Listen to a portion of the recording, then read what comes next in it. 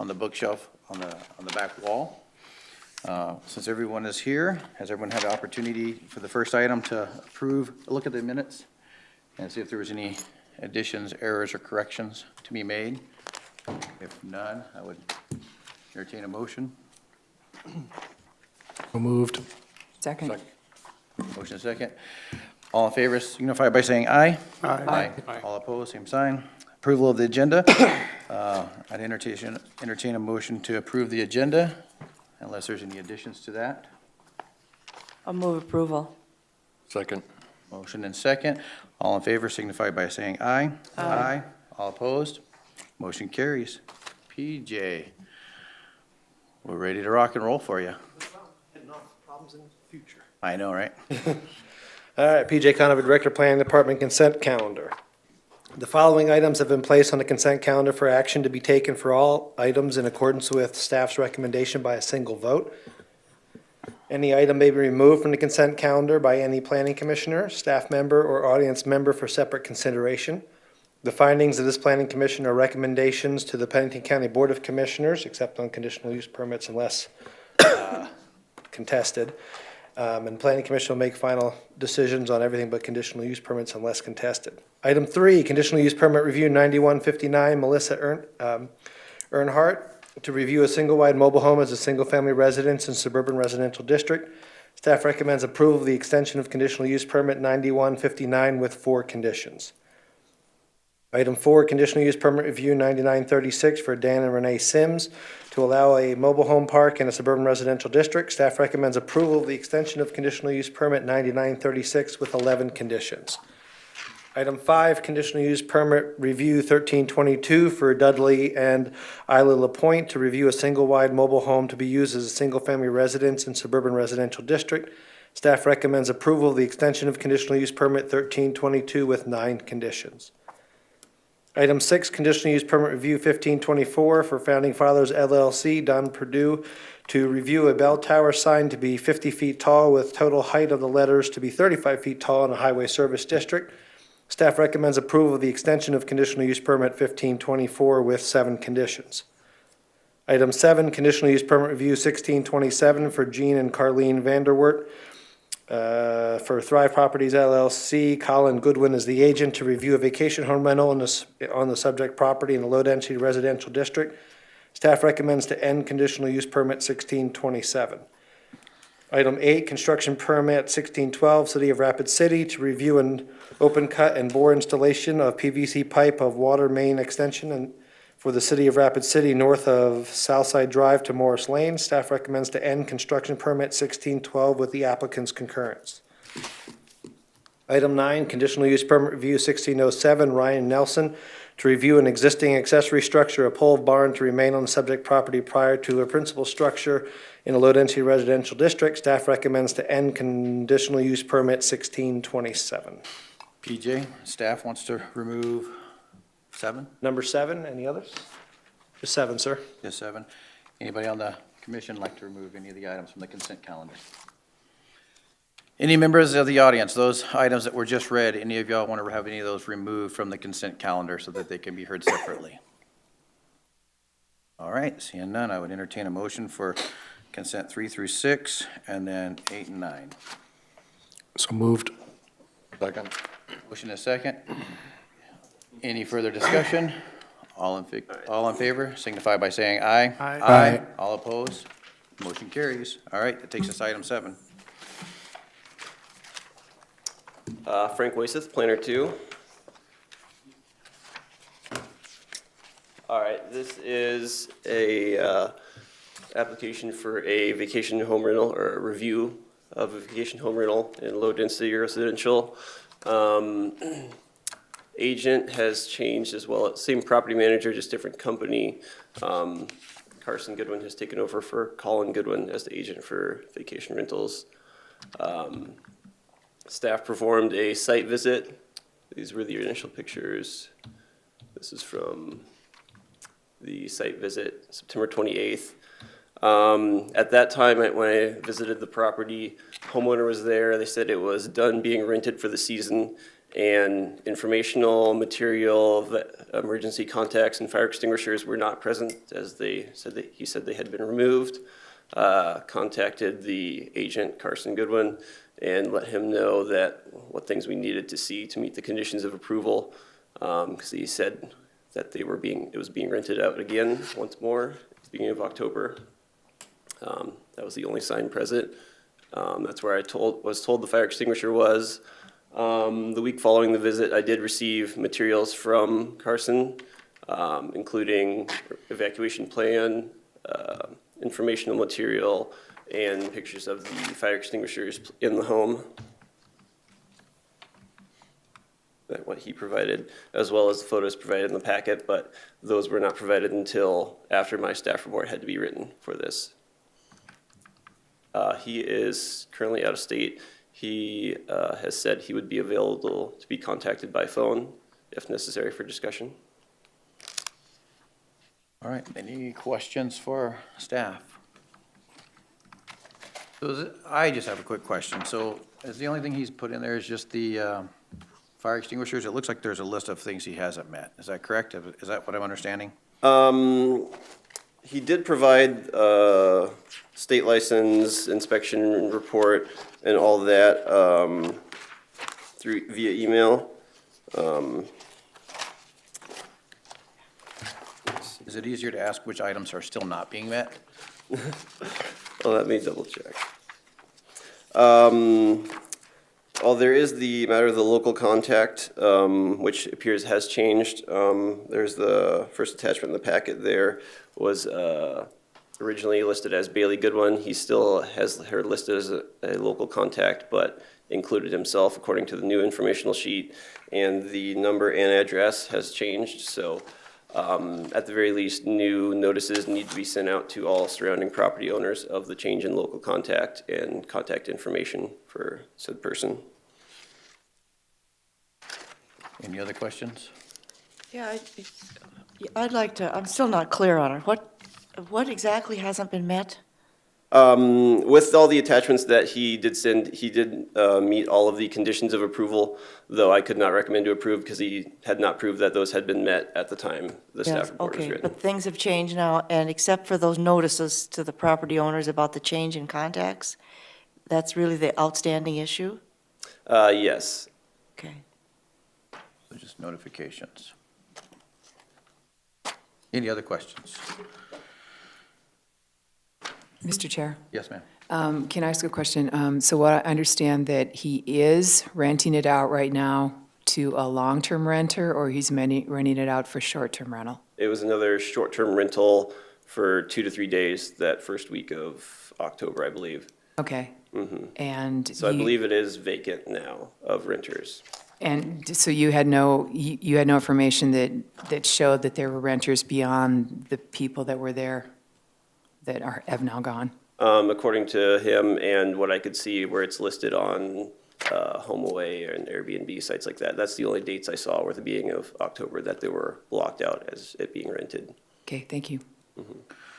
So is your position still to recommend in the CUP, since the only outstanding that I just heard is that the notifications haven't been made, or do we want to, or is it your opinion to continue it until those notifications are made and then send it back through for approval?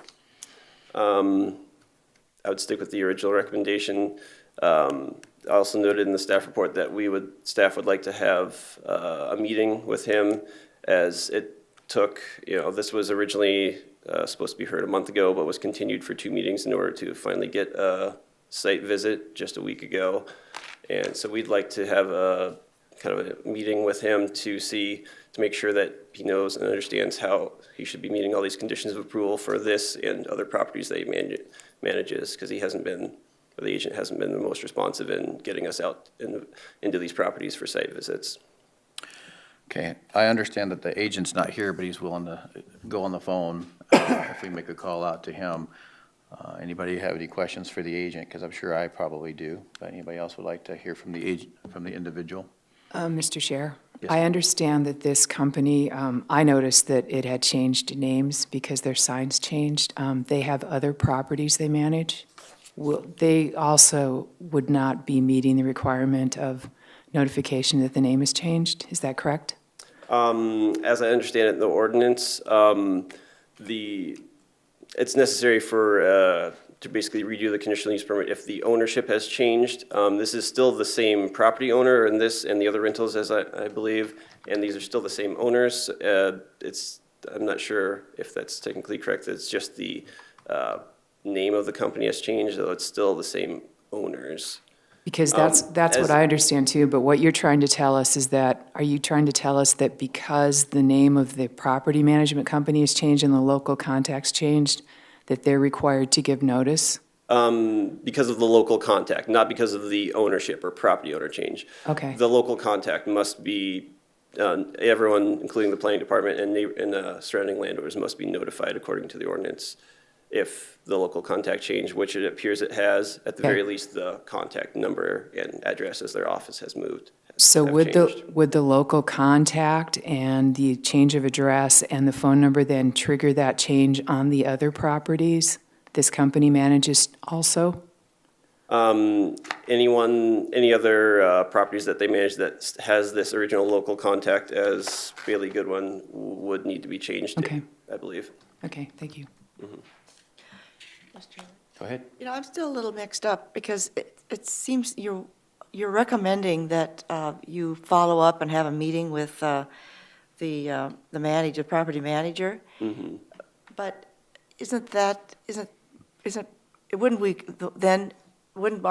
your recommendation then to be to continue this until you have an opportunity to have that meeting rather than to end it? If approved, we do recommend that this be reviewed again in 6 months before, the summer rental season again, to make sure that the conditions of approval are still being met for this. But you're not recommending to continue this until you have an opportunity to meet with the manager? Well, we can get the agent and, manager for this property to speak on his behalf on the phone for him to clarify anything else. Mr. Chair, Go ahead. are you done? Yeah, I'm still confused, but I'm done. I think I might have a I thought think- going through my mind on this. Yeah, Go I ahead. think, what I kind of gather from this is he didn't do anything until you guys actually contact him, then he got the emergency evacuation, the fire, you got that basic stuff done. But from what I gather, you've had difficulties trying to contact him and follow through on stuff, and this has been continued before to give him that opportunity to do that. And I think, if my understanding is right, the staff is recommending denial or not to renew it because of the problems that they've had. And they've got multiple properties. This is going to send them a message that says, you need to follow up with us, have a local contact and be able to come forward. Am I right with that? Yeah, I included the number of times that I personally tried to contact him, as Cassie, our assistant director, also tried to contact him over the phone several times before we could arrange a site visit. And if you can see on the emails that I attached on the materials that he finally sent me were, 10:45 p.m. Tuesday night when I had, specifically asked everything to get it in Tuesday afternoon to give him that time period for me to be able to evaluate everything and make my recommendation. And he didn't send all of the other required information until Wednesday afternoon. So he kind of came through in the 11th hour, so to speak. Yeah. But this had been available for a month for it to be reviewed, and it really only came about in the last 2 days. When did are you done? Yeah. All right. When did the individual leave the state? From what I understand, he was here in the state for a while, and then he lives in another state. When was he here? It's my understanding that, Maybe I can clarify. Cassie Bolstead, Assistant Director. I'm the one who he was speaking with when he told me he was out of state. I don't know when he left. I just found out that he is not in the state anymore last week when I talked to him, but he didn't say when he left. He just said that vacation season is over. So he's gone back to, I believe it's Tennessee where he lives.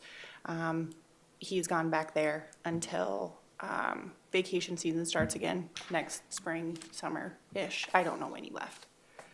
Okay. Any further questions? Yes, Mr. McCory? I just got one other comment. I guess the local contact was supposed to be very important for these vacation home rentals because of the residents around them having that concern. If there's a problem, they need to be able to, and if he's continuing to rent out while he's gone, that's not a local contact anymore.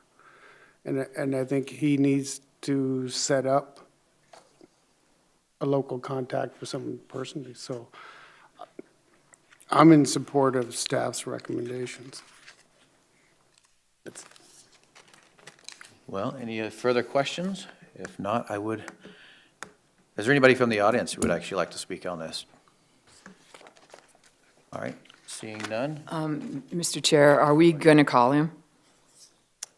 Yeah, would you like to table discussion and wait while we can get him on the phone? Or, I think we should give him a chance to answer the question, if he's available. all right, yeah. How long will that take, do you think, to get him on the line? TJ? Give Holly the number and then see if he picks up. He knows that he might. Yeah, get a call. we told him to be ready in case we need to call him. Okay. All right. You have- Do you want to chair it until you get him on the phone and bring him back up, or do you want us to just wait? We can put this on hold so we can go through the rest of the meeting You know, until we get him yeah, on. I don't know what. That's good. Well, that's what I was trying to figure out, if it's just a matter of making just a quick phone call, but chair it, table it? She's shaking her head. If you have a phone number, I could get him in seconds if All right. he answers. You want 9184?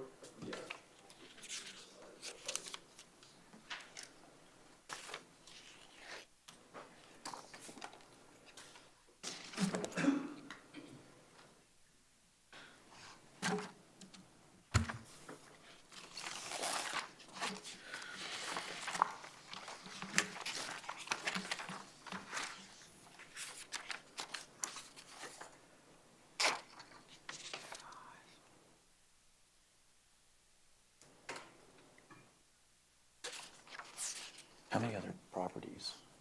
Several. You've seen a lot of other properties that are, I noticed their name changed. okay, yeah, and if he's only, It used to say Vaco. I thought. Okay. hello? Yes, this is Carson. All right, this is Chairman Lassiter, and you're here for the Planning and Zoning meeting.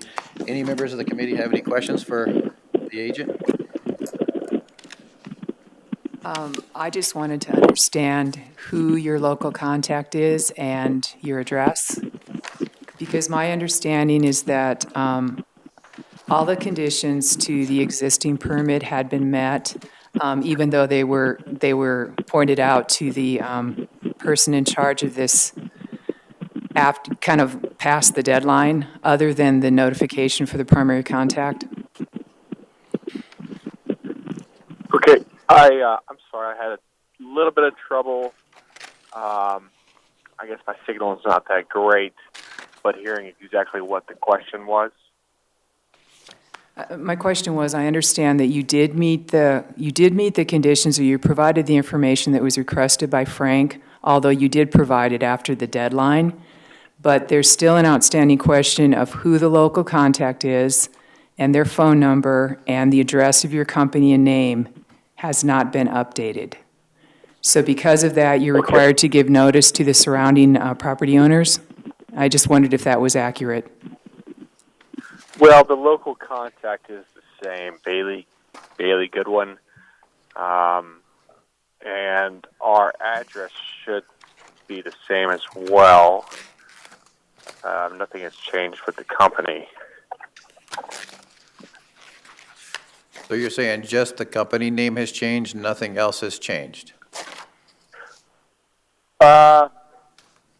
Correct. So it was, I guess, under that conditional use permit, it was applied for under Thrive, and it is actually Vaco, just a name change.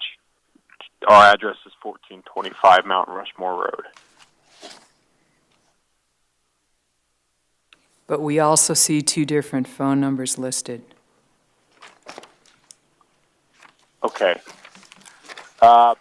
Yeah, if we need to do a new mailer with the new information, that's perfectly fine. I can take care of that. Any further questions? Mr. Chair, Go ahead. can you tell us if there are any current or future renters at this time for this property? No, the property is going to be closed for the rest of the season. Okay, So no current or no future. Okay, thank you. Thank you. Alrighty. I got a question. Go ahead. Mr. Chair, I have a question. Go ahead, Rich. Maybe I misunderstood the previous conversation here, but is it my understanding that this Bailey Goodwin is no longer in town and/or the contact? Am I confused on that? You're not the only one. That's what I understood too. Okay. Third party here. My understanding is that under original conversation with Frank, with the applicant, and chime in, is that the current contact had changed. Once notified by staff that things would have to be different because of the ordinance, then the applicant said, oh, just keep it the same. So we're not sure. But I think we're taking the safe bet because local contacts and a place for neighbors to go was a big concern with the Vacation Home Rental Committee and a huge intent of the revised Vacation Home Rental Ordinance. Okay. Mr. Goodwin, can you hear me? Yes, I can faintly hear in regards to the local contact. Can you confirm that Bailey Goodwin is still the local contact for this property? Correct. Frank, and what happened when you tried to contact Bailey? I have not tried to contact her at that number. Carson informed me that the cell phone number listed on the original contact routes to the system of office phones, so either if Bailey or he would be contacted by calling either one of the numbers they have. I would still believe it should be updated as the phone number is different, as indicated on the informational sheet. That is correct as well. So it is our office phone, which is forwarded to either our cell phones after hours. So if I need to update that and list myself as the local contact, I can certainly do so. Mr. Chair, Yes, I have a Rich. question. Mr. Goodwin, when will that be done? So I guess I'll be in touch with the planning and zoning and ask exactly what I need to do, and I can have that done this week, absolutely. Okay. Mr. Chair, Yes, Lori. because I hope you understand that the recommendation is to end this conditional use permit.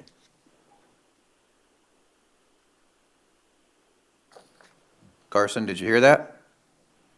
Yes, and I understood why it was the recommendation. I didn't have all the stuff or all the materials needed for Frank in a timely manner. Since then, I have provided everything, and if there's anything I can do, I'm all ears. Because, Mr. Chair, because my preference would be to go ahead and not continue, but to go ahead and approve this with review in 6 months prior to the next round of vacation rentals. Mr. Chairman? Go ahead, Ken. Yes, Mr. Goodwin, but I'm still confused about the local contact. I mean, the fact that the local contact means that the person is local. So if you change this to you, you're not local. And so. But during the renting season, I am local. Since But I guess we don't have any reservations. I'm not sure that, I guess I'll have to ask someone that knows more than I do about this, but I thought the local contact was a local contact, 12 months of the year in the event that there was some issue with that property, then the local the adjoining landowners and so on would have someone local to contact and take some action. Is that not right? Absolutely. Absolutely. Bailey is the local contact, and, like I said, it's just an office number, and that is forwarded to both ourselves. She is if someone, in the event there where someone needed to be out to the property, she would be the local contact. So I'm sorry for any confusion. I can update and revise that to be completely clear. Any further questions? Commissioner Johnson, just to answer your question, it's, local contact needs to be within 50 miles of the vacation home rental. Within, what? 50 miles. Within 50 miles? Yes. Okay, so local does mean local. And so, Mr. Chair, Yes, go ahead. just to clarify then, the local contact has to physically be located within 50 miles of the property, According to ordinance, correct? correct? Okay. Say Bailey is. Say Bailey is. So you do meet that condition, Mr. Goodwin? Absolutely, yes. Okay. Yes, ma'am, we do. We're probably within 20 miles, 20 to 30 miles. Any further questions? None? All right. Is there anyone who has a motion for this? Yeah, I'll move to approve the extending this with the conditions recommended by staff, 15 conditions, which includes a review in 6 months to ensure that all of the requirements are being met before the next rental season, tourist rental season. I'll second. A motion, a second. Discussion? Mr. Chair, ahead, Rich. I'd like to see if the proposer would kindly add a recommendation to the list such that he have the updated form completed by this week, as indicated in the phone conversation. So staff should receive that by Friday, October 13th. And that's fine to add that to the motion. A seconder? Oh, yeah, that's a good idea. Okay. Motion and a second. Any further discussion? Seeing none, all in favor signify by saying aye. Aye. All opposed, same sign. Motion carries. Thank you. Next item is item 10.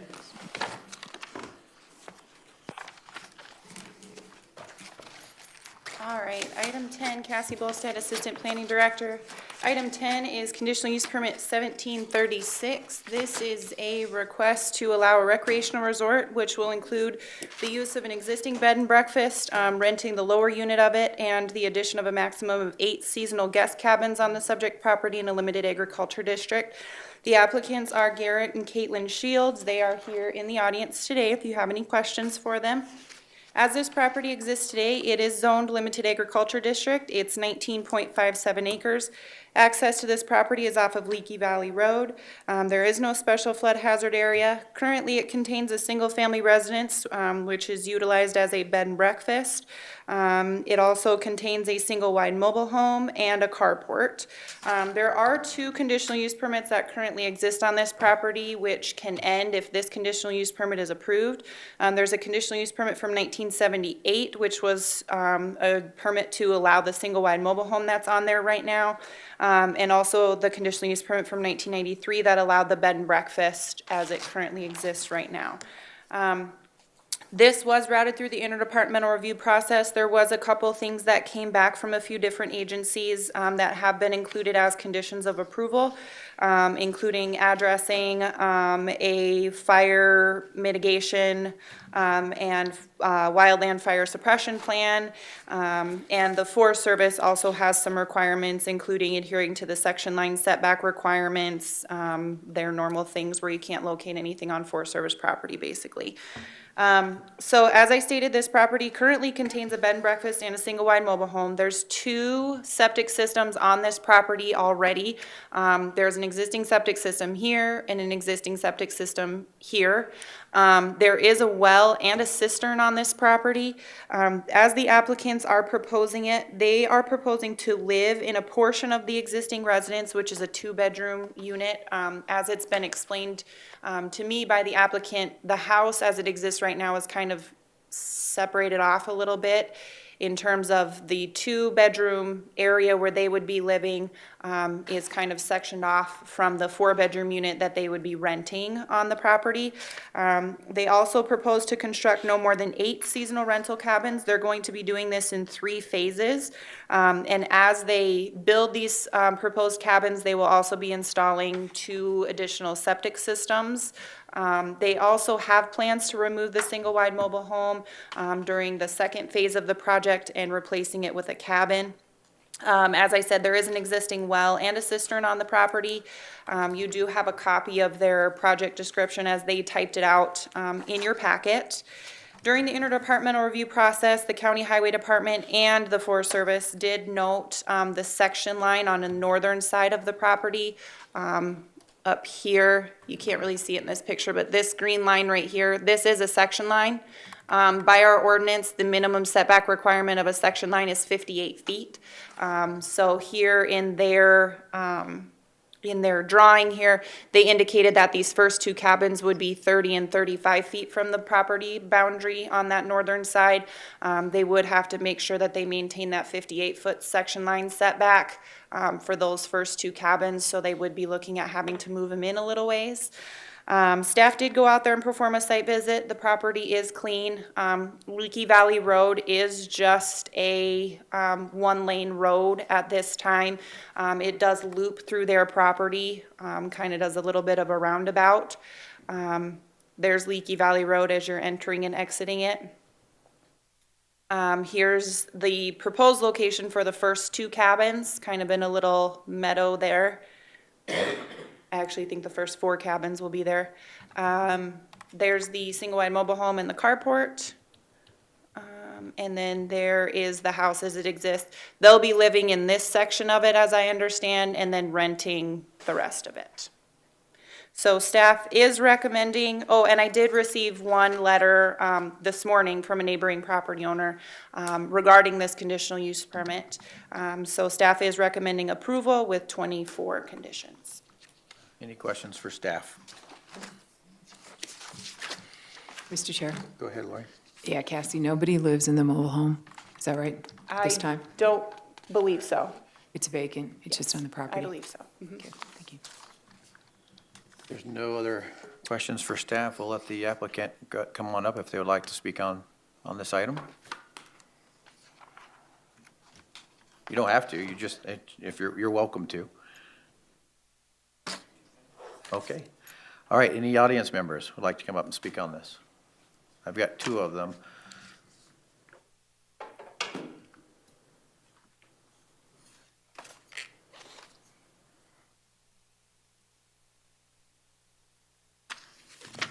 Morning, Commissioners. I'm Ken Delfino. I own the property at the other end at 24-126 Leaky Valley Road. We gave you a letter regarding our concerns on this. We just met these folks. They just moved in recently. I'm kind of new there myself, escaped from California in 2015. So I've been here for 2 years. So I'm kind of the old new guy in the area. And we met the couple, and Garrett and Caitlin are a very nice couple, and we want nothing but success for entrepreneurship. So if I can meet the conditions that we've set forth, we were looking forward to their success up there. And I was the only one, I guess, who did not receive one of those documents that the post office sent out, which is not surprising, because yesterday I received a postcard from somebody in Oregon who received a postcard from me that I sent in November last year. So I just want to let you know that I received officially in person their information. And now this is the first time I've seen a map, and I don't have a problem with this. Because the other concern I had was the septics, so that those questions are answered as well. So do I understand you don't have a problem with the layout? You've kind of, Well, it's him, we can't, because of the trees, we won't be able to see. Our main concern was that we'd be seeing a bunch of buildings. But looks like they have them hidden back away, so we won't even see it. Plus, when I'm driving golf balls, I won't go that far anyway from where I live. okay. So they've addressed all your concerns in your letter. It appears just by Ms. Bolstad's presentation, they appear to be answered. The septic was a big one. We did not know that the Godwin's already prepped that for more septic, so that's good. And the visibility, the only thing again is the road, but I think we can work this out. Have you discussed that with them, the road Yes, part? we had a little chat this morning. Okay. Any further questions for, Mr. Chair, go ahead, Lori. could I ask a question? In your letter, you said that you own 3 lots. On the Yes, map, I only see 2. That's On my the only back question. page, your back page should show, okay, the lot on the west side of the Leaky Valley Road is actually 2 lots. There's a line on it, but there are 2 3.1 acre lots Okay. put together. Thank you. Any further questions? All right, thank you, Ken. Thank you, Mr. Chairman. Sir?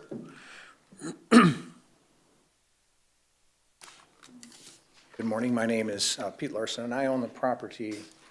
I don't know if there's a way I can point to it. Does this do it? Okay, this is my property right there. So I guess I have several concerns. I'm a geologist. I work with Black Hills Institute in Hill City. And one of my concerns as a geologist is the septic and water systems. If you have that much use of water up that far in the canyon, it may diminish the wells down below it. It's not my property that would be diminished because I'm above them on Battle Creek, but I would be a little bit concerned about the properties below. Septic, I guess the county probably has that figured out, and distances and all of that, so I guess I'm not so worried about that.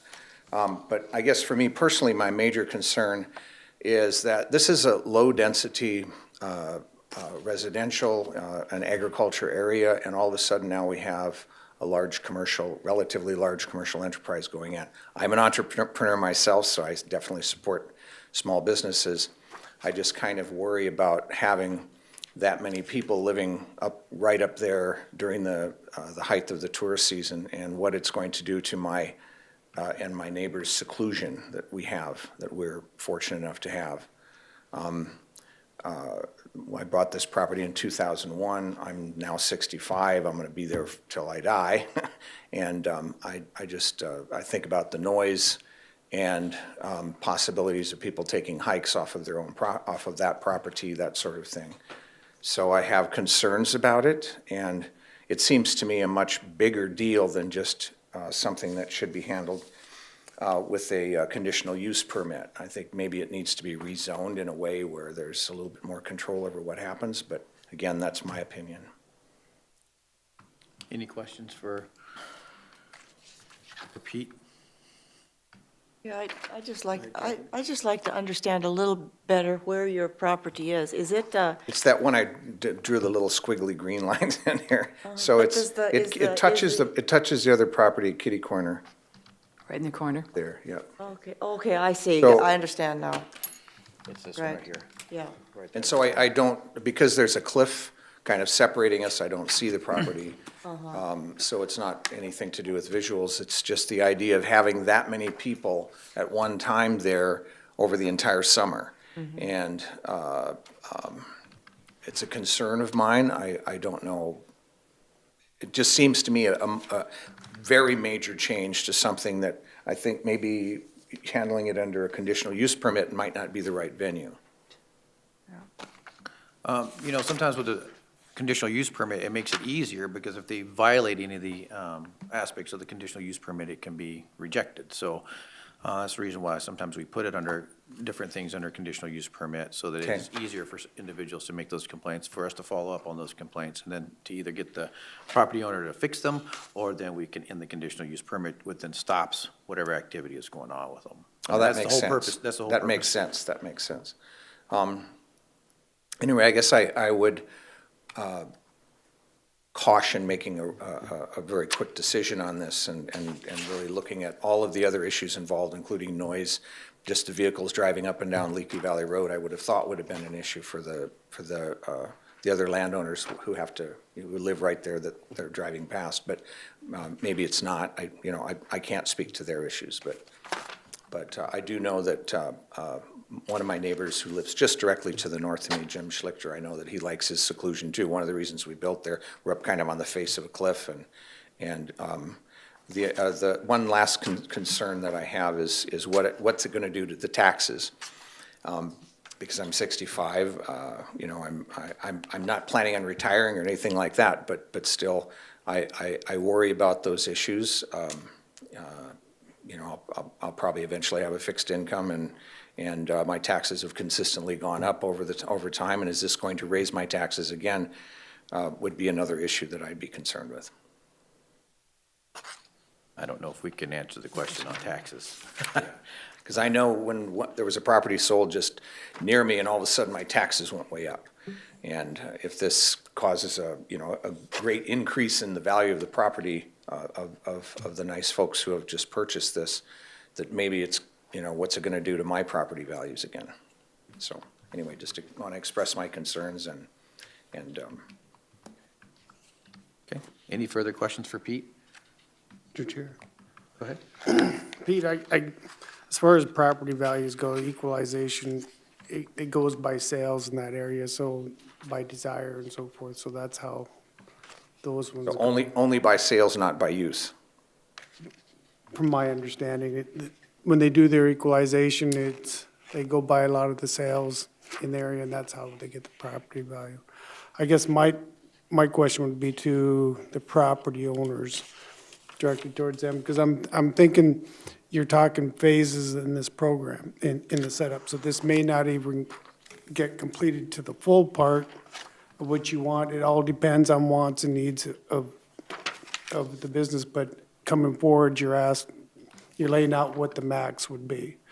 So I guess when people come forward, this may not come to fruition for all 8, because there was a concern that the person wanted 4. It's just a matter of if it gets to that point, they're asking for the max. You know what I'm saying? Oh, yeah, I understand that they're looking ahead and all Yeah, of this. it may never get there in our lifetime. They don't know that, but. Although I am 65 and I realize that a third of my life is already over, that I am planning on living for some time yet. Yeah. But I just wanted to clarify some of that stuff on Okay, this. thank you. But I appreciate your concerns and bringing forward. What is the procedure from now? I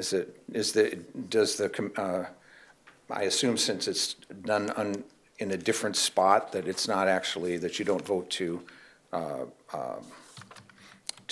grant the conditional use today? Is there more time for hearing from other people, or? Oh, there'll be some more hearing. It goes to the Board of Commissioners once we approve it, but PJ can walk you through more of it.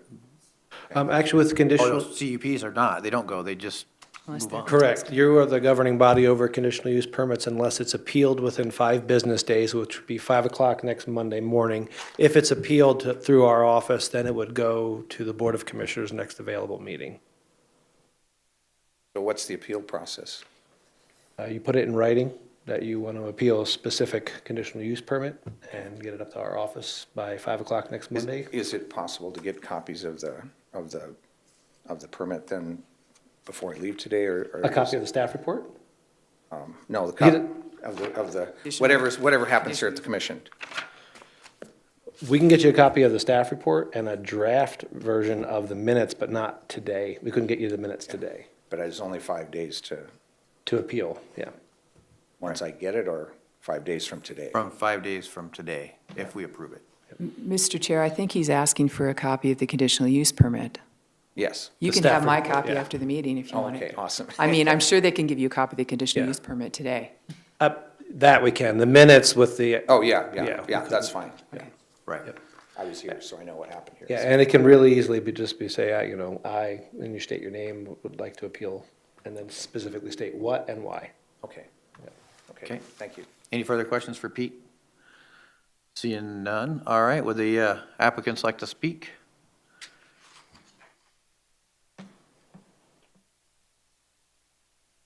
Or address any concerns, maybe, I should say? Yeah, just to kind of address, I think, some of the concerns. What Commissioner LaCroix, I think, mentioned was absolutely correct. Can you go ahead and state your names? Oh, I'm Garrett Shields. My wife. Caitlin Shields. When we were thinking about applying for the conditional use permit and discussing it with the planning staff, they mentioned that it might be easier to, I guess, apply for kind of on the larger scale of what we intended to do rather than go through this process multiple times if we decide in the future to, add 2 or 4 more cabins if everything, worked out perfectly, which I'm sure it won't. But yeah, so 8 is was kind of on the larger, much longer vision end of that. What we're thinking, we're thinking, like I mentioned in the report, kind of a phased rollout of maybe 2 cabins per year max over the next couple of years, and we'll see if we can even do that. So it's going to be kind of a slow labor of love. And I think what Ken proposed as well for the road maintenance is totally fair. So we have no problem with that as well. Is that something you guys are gonna discuss and draft up in some kind of agreements or something of that nature? So it's documented. From what I understand, there's no documentation for any kind of road at this point in time, road maintenance or anything at this time, so. Yeah, I'm totally fine with that. Initially, when we bought this property, I think we thought it was maintained by the county. And so now, if that is the case that it's not, and that he has to maintain it now, then we're totally fine with helping out with those costs. And we can put that in writing, however, the best way to go about that would be. Okay. Mr. Chair, Go ahead, Lori. can I ask a question? Currently, you have, you're limited to 8 persons, right, in your current bed and breakfast? How did you get from 8 persons to now 8 cabins, which would basically double your capacity? Again, phased in. And I see in there that, it addresses the septic issue. What are you going to do about water supply and stuff like that? There's nothing in the conditional use permit that talks about the availability of water or anything like that from the well. I'm just curious about that. Yeah. Yeah, we need to, and I've already put in some calls to drilling companies and to figure out If that needs to happen. the potential of, either drilling the existing well deeper, another well, adding a cistern, exploring the possibilities, and then I guess that then also determines the potential of, how many cabins and what we can do. So obviously, if we run into those issues where we can't get more water, then we can't build more cabins as well. So that would limit that. Okay, so that hasn't been studied at this point in time? No. Okay. Any further questions? Mr. Chair, Go ahead, Rich. I'm assuming you guys have read through all of the conditions of approval, all 24 of them, and you guys are okay with all of those, correct? Okay. Actually, I think the only question, I don't have those in front of me, was it mentioned something about running as a bed and breakfast, which is not Yeah. what our plan is. It's number 22, condition number 22, about something in like the operating as a Maintaining, bed and breakfast, but we won't actually be operating as a bed and breakfast, so. Maintaining a guest list. Yeah, that's right. So I just want to make sure there wasn't a confusion there, that we don't intend to continue the bed and breakfast. Just stick with the recreational lodging. Okay, so it's gonna be operated as recreational lodging. Yeah. PG, I have a question about that. Do we need to have that condition in there then? Or Cassie? Sorry. No, we can take that out. Sorry, I didn't realize they were stopping the bed and breakfast operation, so no, they don't need that condition if they're not gonna do the bed and breakfast anymore. Okay. Mr. Chair? Go ahead, Lori. Because bed and breakfast is also mentioned in condition 18.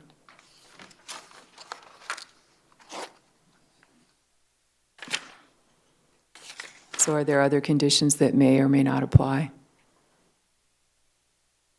I'm through them right now. Okay, just curious. Mr. Chair? Go ahead, Lori. So your proposal to go from an eight-person bed and breakfast to a 4-cabin or an 8-cabin complex recreational resort is maybe not possible until you figure out the water and the septic issues? Probably not I mean, likely not possible to get to 8. I'm sure that we'll be able to accommodate some cabins. Okay. But you're right, yeah, it depends on. It's a still lot of based things. on some Yeah, it additional depends on a lot of information? things, yeah. Okay. Okay. By chance, PJ, have y'all found if there's any others that specifically talk about bed and breakfast? I don't remember seeing. No, number 18 and number 22 are the only ones. So if you guys do approve it, we could just change 18 to state that portable fire extinguishers be placed on each floor level of each cabin and on each floor of the residence so that they are accessible to all guests at all times. And the fire extinguishers shall be inspected and tagged annually. And then we can actually just get rid of condition number 22. And would that be staff's recommendation for approval of all the 23 items then? Yes. Including 22? Yes. Okay, just want to make sure. Any further questions? Thank you very much, Jen. Thank you. Garrett and Caitlin, and I understand, sir, you have a follow-up? Yes. State your I guess name this again. is a question this is Peter Larson. Again, a question for the Caitlin's. I guess just understanding what they mean by resort now. So is it something that goes beyond just people staying there? Or is it, I mean, I'm not sure what you mean by resort. Bed and breakfast I understood, but resort I guess I don't. I might be able to clarify since it's the word that we used. It would be, it's called a recreational resort. What it would be is it would be limited based on condition number 1 to 8 rental cabins and using the existing single-family residence partially as a property owner's residence and partially as a rental unit. Okay. Does that answer your question? Yes. Sorry. I guess it's not really. When you think of resort, you're thinking, okay, is it going to be a place that people go to have parties? Is it a place that people are going to go to have concerts? Or is it just a place where people stay overnight and do what they do as individual families or whatever? So Right. just as, you know, the height of the activity, I guess, is my big question. Mr. Chair. Go ahead. Pete, I think a lot of your questions could, right after this meeting, sit down and talk with them, and I think you'll get them answered as clear as Right. as day. I believe, I got the sense of what was happening with this coming through, and they were asked your biggest dream, what could happen, and they don't know it can make it to that point yet. I think that's very clear. They don't know if there's enough water and all that. They've added that in there to give everybody an idea of what could happen. And I think they've sat down with the other applicant and worked out their stuff, and I think they could do it with you too. I'm in support of staff's recommendations with the changes for the simple fact that I don't think it's gonna get there. I think they're gonna run into some hurdles and they're gonna find out it's not, but they'll tone it down, and I think the three of you guys in the same room together could work out your questions and answers and probably be all on the same page. Yep. Any further questions? And if not, I would, Mr. go ahead, Kathy. I don't really have a question here, but I just want to say that when I was reviewing this item, it did strike me as it was a bit of a stretch to have this density of, rental cabins, seasonal rental cabins in limited agricultural zoning. So but if you look at the ordinance under conditional uses, it allows seasonal cabin and dwelling, so that is an allowed use. And it doesn't allow resorts, as I read it, so I'm not sure where that term, recreational resort, comes from, but it does allow the seasonal cabin and dwelling. Any further questions? If not, I'd entertain a motion on the item. I'd make the motion to approve with the conditional use permit 17-36 with the following 23 conditions with 18 changed, bed and breakfast removed from 18. I'll second. Motion is second. Any discussion?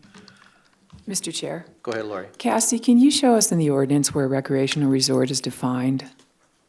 I was trying to find that. Yeah,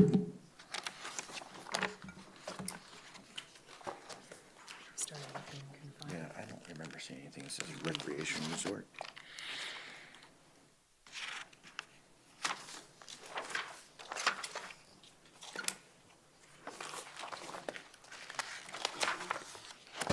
Commissioner, it's not in our ordinance. The state does define it, and we can look it up. It was a term adopted by the department years and years ago, and we've been consistent in using it to describe situations like this that aren't defined in our ordinance. So just so I understand, the term recreational resort will be a term that's on the state Department of Health license? It's one of their terms? It's one of the states, I'm not sure which department, but it's used by the state, correct? Because that's who they get a license from, right, to operate, is the Department of Health? For bed and breakfast, correct. Okay. but- And others. And but recreational yes. resort too? And vacation home rentals. And recreational resort? I can pull it up real quick if you want. No, I'm just curious. I mean, that's what we think. I haven't been on that website for some time, so Okay. last time, yes. Currently, I'm not sure. Because I didn't see it in the county ordinance definitions. That's why I ask. Correct. Okay, thank you. Right. So, all right, so there is a motion and a second. Any further discussion? I'm actually in support of this as well. I think I agree with Lloyd on the aspect of this. They're gonna have some other hurdles to go through. They're going to have to verify if things can expand. You know, there might be a lot of about nothing if they can't get the water, if there's a lot of other issues out there. And if they're trying to grow it slowly or even faster, a couple of cabins a year, there's still gonna be a process in that. So there's gonna be some issues. If they come up, you'll be able to address those issues as the public. You know, if they're not maintaining the road, if things of that nature happen, then those are things that we can have addressed during those times as they're trying to expand. So at this point, I see no reason why I wouldn't support it either. Any further discussion? Motion and second on the table? No, seeing no further discussion. All in favor? Oh, Can I go ask ahead. one more question? Sure, go ahead, Lori. I don't see in the conditional use permit where it talks about the development being done in stages. Did I miss that?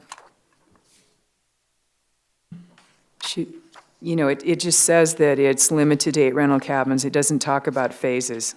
Is that necessary? I don't think I specifically addressed it for the phases in the conditions. It just puts the limit, the overall limit on what they can do. Because I don't recall if we normally reflect that in the conditional use permit or not. If someone has a proposal to do it in stages, I just don't recall if we've done that in prior conditional use permits. We have. There is precedence mainly for recreational resorts of this type. We've done one, Smorgowitz over by Cosmos was phased in a number of cabins this way. And I'm wondering if we should mention that in the condition? You can. The way it was permitted on that specific one was she got 6 or 8, I believe, cabins.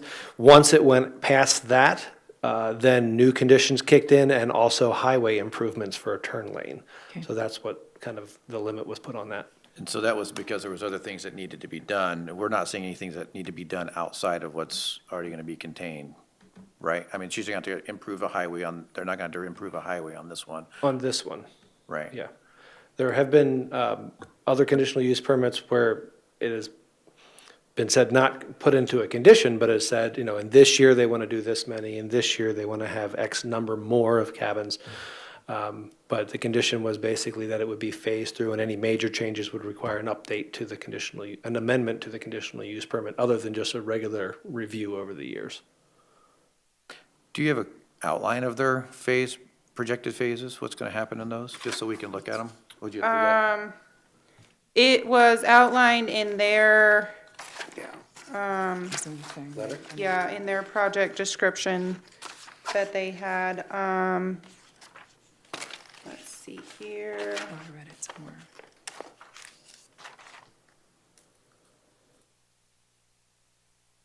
And I see it in page 6 of 12, where it talks about the analysis, which it says C, all the way at the bottom. It's Yeah, in their project description that they actually submitted, they say that they will plan to build about 2 cabins each year for the next 3 to 4 years. Let's see here. So it looks like their first phase would be the 2, let's see here.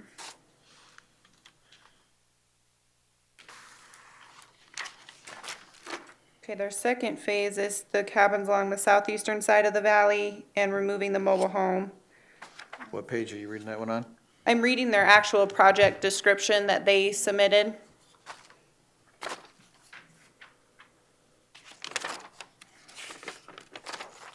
Mr. Chair, Go I ahead. guess the only reason I mention that is because since it was in their proposal, maybe that would, if that condition was in the conditional use permit, maybe that would give some of the concerns that Mr. Larson has.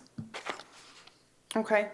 Lori, are you wanting to amend, a friendly amendment to the motion to follow the project description?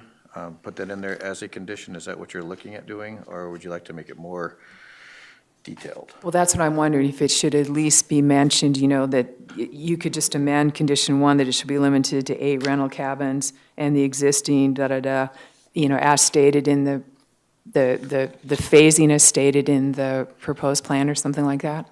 Do you want to limit it to them only building 2 cabins per year potentially? Is that? Well, again, you know, I know that plans change because of economics or issues with water and stuff like that. I guess I wouldn't want to be that restrictive. But I think we should at least recognize that they submitted a proposal. Okay. And so if they deviate greatly from that proposal, that it would trigger some sort of review Okay. Let's or see. amendment to the conditional use permit.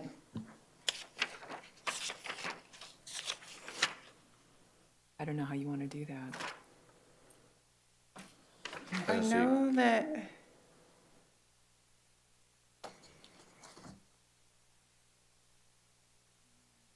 You have a question, Rich, here? Yes, Mr. Chair. I guess more, maybe a comment to Lori's question is, I think the question in front of this board is whether or not we're okay with the 8 small cabins they're proposing or not, big picture-wise.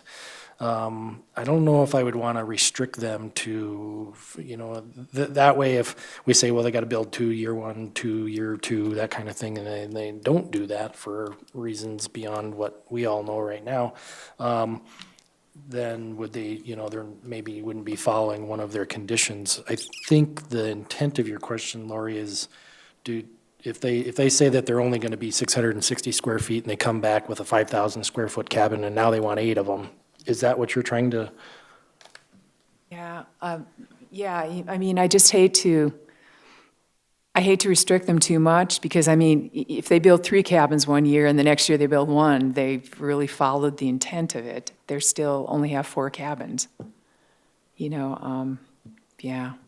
I just asked the question if we think it needs to be in the conditions. And now I'm thinking maybe it doesn't. I'm trying to find an example of a condition where if they substantially change what they're doing or what their proposal is, that they have to apply for an amendment to the conditional use permit. Did you say it was in the Schmorgowitz one? Yeah, Twine. Mr. Chair, Go ahead, Sonny.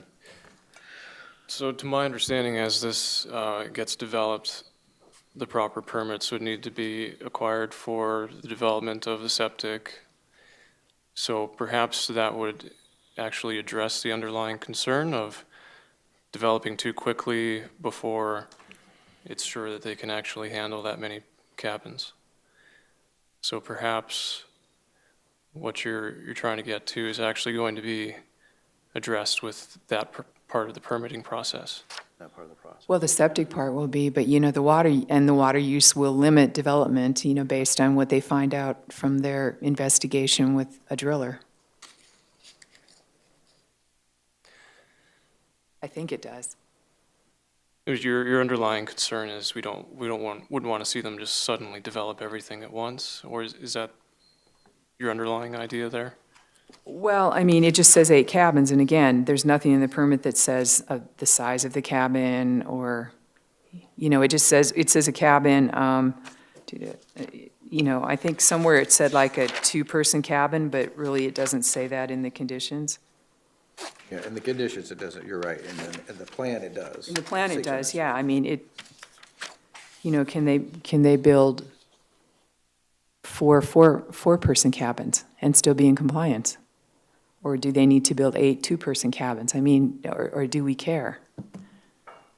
Is my only question. I guess if you wanted to, you could say that the uses of the conditional use permit be limited to 8 2-bedroom rental cabins, That's the intent, right? according to their project description. And maybe that addresses it.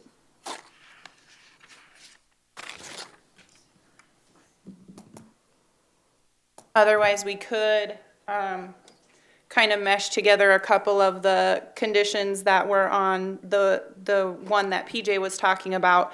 We could add a condition that states something along the lines of that prior to further development above and beyond 8 seasonal rental cabins and a single-family residence with a 2-bedroom unit being a property owner dwelling and a 4-bedroom unit being a rental, that a review or amendment of the conditional use permit is required. I could work on the language of that. But I don't think that's necessary. I think by putting the 2-bedroom size on the 8 cabins, I think you've limited it there, instead of trying to put a time limit on them, because I think that's going to depend on economics and other things. And when you say pardon me, when you say 2-bedroom, do you mean 2-bedroom and 660 square feet? You want to limit it to the feet that they've proposed in their plan? Well, we don't have it in the other ones. I think, that 2-bedroom is 2-bedroom, right? But Go ahead, Bill. if you're saying they have to build 2-bedroom units by putting that in there, what happens if they only want a 1-bedroom unit? Limited to a maximum?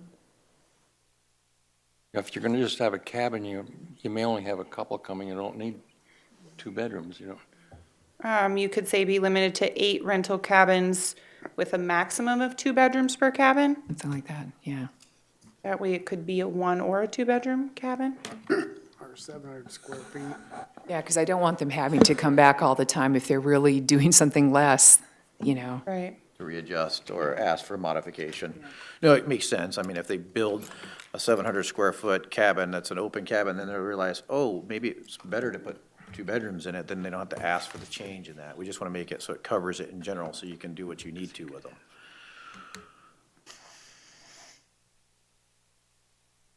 And any further discussion? Mr. Chairman?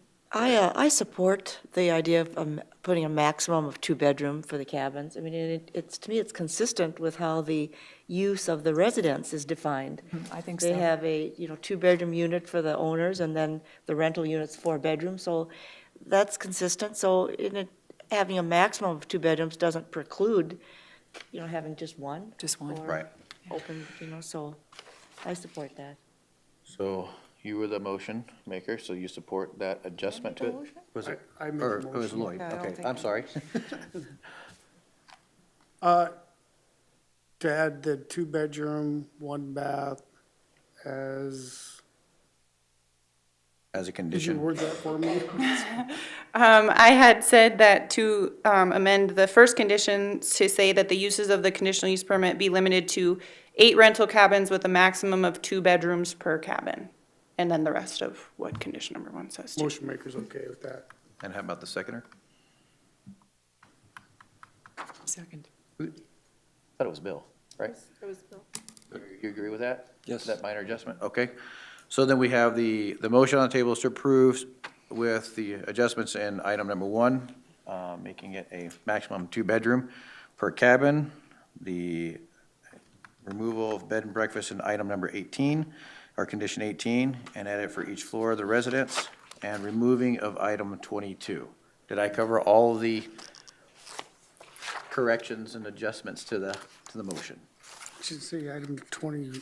22 gets removed. 22 was 22, removed. okay, I was thinking, okay. All right. Any further discussion on this? Seeing none, all in favor signify by saying aye. Aye. All opposed, same sign. Aye. Motion carries. Whew. Did you get that? I'm sorry? Sunny That was- was Sonny a- said no? That was a nay. Okay. I didn't catch that. Thank you very much for pointing that out. Sonny's a no. All right. Next item. All right. The next item before you is a layout plat 1730. This is a proposal to combine 4 lots to create Annenson Lot A. The applicant is Annenson 4 LLC. The agent is Richard Huffman, and the surveyor is Bros Engineering. As this property exists today, it is 4 separate parcels. And they are separated out, you can see them here. It's this big long parcel here, a lot here, and then this little tiny portion down here. So what they are proposing to do is to combine all 4 of these lots into one large lot. The only lot on this property that currently contains structures that require building permits would be Lot 18. It currently contains a single-family residence, a deck addition to the residence, which was constructed without a building permit, an on-site wastewater treatment system, a fireplace, pizza oven, an outside structure that was constructed without an approved building permit, and a detached garage. So as you can see on there, they would be combining all 4 lots into a lot that is 3.07 acres. It would meet the minimum 3-acre lot size requirement for a low-density residential district, so a rezone or a lot size variance would not be required at this time. The existing 4 lots are all legal non-conforming with regard to lot size, so the proposed lot consolidation would bring them into compliance lot size-wise with the zoning ordinance. And access to this property would remain off of Thunderhead Falls Road via the access that is already there, which is a shared access easement that goes through Lot 19. This was routed through the interdepartmental review process. Any items of concern that came back have been addressed as conditions of approval, including the changing of the plat heading and also development of a fire mitigation and wildlands suppression plan. So the way that this plat came about is in June of this year, ordinance enforcement received a complaint of structures being built without a building permit on this property. The ordinance enforcement officer went out and verified that there was structures without a building permit, but also noted that several structures appeared to have setback issues on the current property lines. You can see a lot of them here in this picture. The roof overhang here, the corner of the deck here.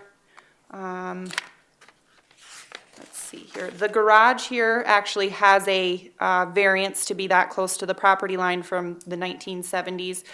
This shed up here has a setback issue.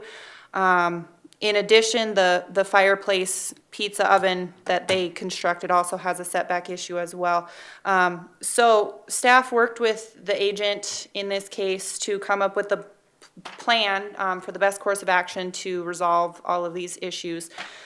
So in August of this year, they applied for this plat to combine all 4 of these lots together. This proposed platting will correct all but one of the setback issues on this property. The only setback issue that it will not correct is the fireplace pizza oven that they constructed outside. That will continue to encroach into the required setback. They have applied for a setback variance for that structure, which will be heard by the Board of Commissioners at the staff report says the October 17th planning or Board of Adjustment meeting. The agent has since asked that to be continued to the November 7th Board of Adjustment meeting. He wants to make sure that the platting goes all the way through before they hear that variance request. Staff has received 2 letters of opposition to this proposed plating. These letters should be included in your packet, but ultimately, staff is recommending approval with 14 conditions. Any questions for staff? Did you say you had 2 letters of Yeah. opposition? I thought- Yes. Emails.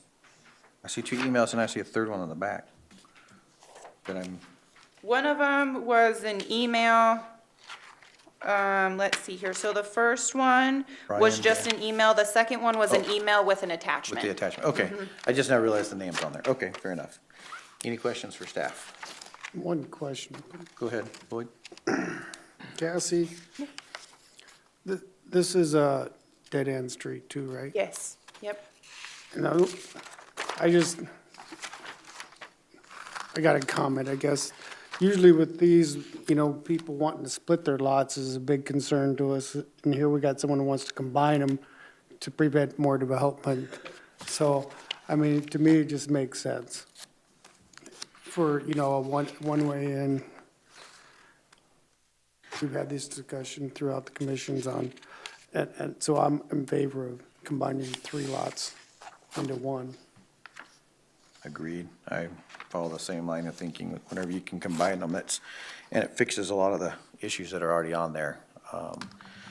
Granted, there's some things that he's gonna have to take care of, Yeah. but outside of that, it fixes a lot of the other aspects that are in violation. Any further questions for Cassie? Mr. Chair? Go ahead, Lori. Can you state, since he didn't have building permits for some of the stuff that was constructed, the owner was required to pay penalties, correct? He will be when he permits the structures. Can you yes. tell me how much that amount will be? It depends on how big it is, the square footage of it. Okay, can you give an estimate based on what you see out there now?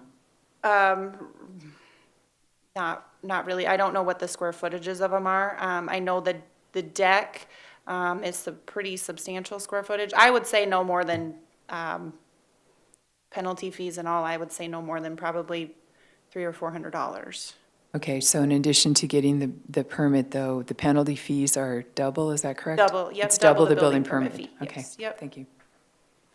Okay. Any further questions for staff?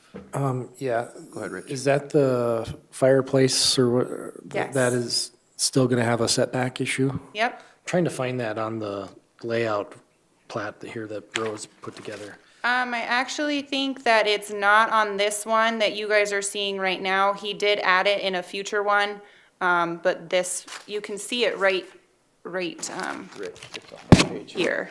It's here. It just doesn't have the setback. It'll still be about 12 feet from the property line. It's like right underneath the word of the house, Okay. down to the right. This is deck and then house. You can see it there. Any And- further questions? Why will that be outside when all the lots are combined? Why will that still be a setback issue? Because the way that this property is zoned, it's required to be 25 feet from all property lines. And even after this plating is done, it still won't meet that requirement. Let me see if I can find, I don't know if I have a copy of his newest one in this. If I remember correctly, it is about 12 feet from the property line. So even after this plating, it still won't meet the 25-foot setback requirement. So that's why they're getting the setback variance for the fireplace. And it's off of that east property line, right? Is that how I'd read it? It's 12 feet off of that east property line? Yes, yep. It's 12 feet off of this property line right here. Right there, yeah. That's what I'm reading. You can actually kind of see it in this picture. It's right here in this picture. Right. All right, any further questions for staff? Any members of the audience, is the applicant here? Would he like to speak on this first, Yeah, the agent is here. or the agent? Ladies and gentlemen, my name is Rich Huffman. I'm a lawyer in Rapid City. I've been doing real estate work for 45 years. And it never ceases to amaze me how in the past they've platted all these funny little lots. The applicant, my client made a mistake. We're here to cure it. That's all I can tell you. I believe, Cassie, it's only 2.5 feet Well, I think isn't it 22 and a half feet, not 12 and a half feet? I can't remember for But, certain. am I right? Anyway, that's being handled on an application on that. We're here to answer any questions you have. If you have questions, I'll answer them. Any questions for Rich? No clarifications? I think it's going to clear up a lot of the other issues on the property, so. We hope, well, after we bought the property in, I think it was 14, then he figured out that he couldn't do anything because he didn't own the property behind him, so that took him a year to buy that big lot behind him that had no access to anywhere, so, cleaning it up. All right, Thank you. thank you. Any other audience members have anything they'd like to address? Come on up.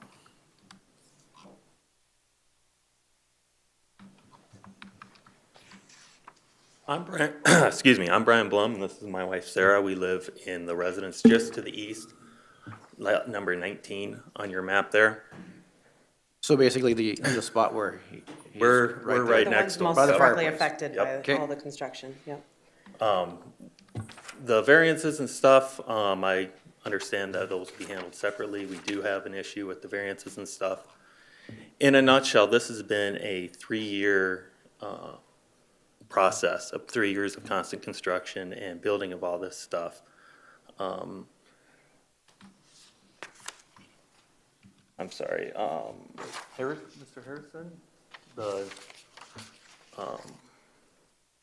lawyer who just spoke mentioned that this was a mistake, that they're trying to clear it up. That's a little disingenuous, or It is disingenuous. we would more characterize it as Mr. Anderson knew about some of these issues coming up front, and this is trying to ask forgiveness after the fact. Mr. LaCroix, you mentioned that a lot of times that you are splitting lots in order to do more construction. Our concern with this replatting is it's combining in order to do more construction, so that he can avoid any of the setback requirements on the current lines and continue process. We've had 3 years of construction to this point. As you can see, most of the construction has been to our direction, and shortening that distance, we are right next to each other as it is now, and that's been shortened up. Our concern with replatting this area is that it would just lead to more construction because it gives him a blank slate to do. But more construction means you'll have to get permits and things of that nature, which is, you're allowed to do that on your property. Understood. To this point, it's been do it first, ask forgiveness later. Yeah, we've just had a very nightmare experience for our family. I mean, he's done nonstop construction since he bought the property. We've owned our house for 5 years, and 3 of those 5 years have been 7 days a week, any time of the day or night, 6 a.m. I can't even stay home from school as a teacher and get a sub because I know all I'm gonna hear is jackhammers. And that's been 3 years nonstop of just constant building without building permits. So how it's affected us has been tremendous as a family and as a neighborhood as well. We know he recently tried to buy the house across the street as well, and so we know that he's, we feel that he's definitely planning on building another structure as well. And by combining these, that'll allow that. Any questions? All right, thank you very much. Thank you. Any other audience members like to speak on this item? Okay. Any discussion from the commission? Any other questions? Anything else you can think of that has been brought up to discuss? Seeing none, I would entertain a motion. I'll move approval of the layout plat 17-30 with the conditions, recommendations, there's 14 conditions as recommended by staff. Second. Motion is second. Further discussion? Mr. Chair, Yes, go ahead, Lori. can I ask a question? Cassie? Yeah. When someone obtains a building permit, are there conditions on times they can construct or activities that can be done? Not necessarily times where they can be doing construction activity, but a building permit is only good for 2 years. It can be renewed for a 1-year period of time, but there's no certain time limit during the day of when they can be constructing, but it is limited to constructing what they permitted. So most people with a county building permit, I don't know if it's different in the city, just do the construction based on the neighborhood kind of more, I'm not sure the word would be, kind of like the mood of the neighborhood, you know, some people, yeah. Right. Okay. So even a building permit would probably not have prevented him from doing construction 7 days a week, correct? Right, it wouldn't have necessarily prevented that, but it could have prevented him doing construction for all of More the than 2 3 years. years that Okay, he's been okay. Right. constructing, yes. Thank Would you. have limited his scope and. Right, yes. And whatnot. Any further discussion? All right, so there is a motion and a second. Hearing no further discussion, all in favor signify by saying aye. Aye. All opposed, same sign. Motion carries. Thank you. Carries us to item number 12. Item number 12 is conditional use permit 1737 to, request is to live in an existing camper while building a single-family residence or a cabin on the subject property. The applicant are Ken and Nancy Denke. One of the applicants are in the audience today. This is located on 10.33 acres, which is currently zoned General Agriculture District, and it's legal nonconforming in size. The applicant's original request from talking with staff was to live in a camper while they're going to construct a permanent single-family residence or a cabin, but also to allow for up to 4 recreational vehicles on site at that time. Since then, staff and the applicant have had some discussions, and the 4 RVs will have to be handled separately than this. So this conditional use permit would allow the applicant to live temporarily in this camper while they're looking to enclose the existing deck and then add on. Staff did pay a visit out to the applicant's property, and that's where these pictures came from. It is currently zoned General Agriculture District, which has, again, minimum 40 acres. The applicant owns a number of mining loads, which total 70 acres, but they are their own distinct, separate entities. What I'm showing here is everything that's outlined in orange, except for the blob in the middle. Everything that's in orange is National Forest Service. So they exist kind of in the middle of this, and there's more cow pies out there than people when we were out there, I guarantee you. See, I told you I was going to say it. One of the concerns with this property, and the applicant is aware of this, is they do utilize an existing outhouse. The applicant has been very upfront since the very beginning about everything. What we have talked with the applicant about, and the applicant's future plans when they do build the cabin is to put an alternative system in, possibly an incinerator toilet. And we've kind of drawn up some preliminary plans of a floor plan for that. Talking with the environmental planner during the interdepartmental review, there are a couple possibilities. They can do the porta-john on property, which the applicant had mentioned that wouldn't be an issue.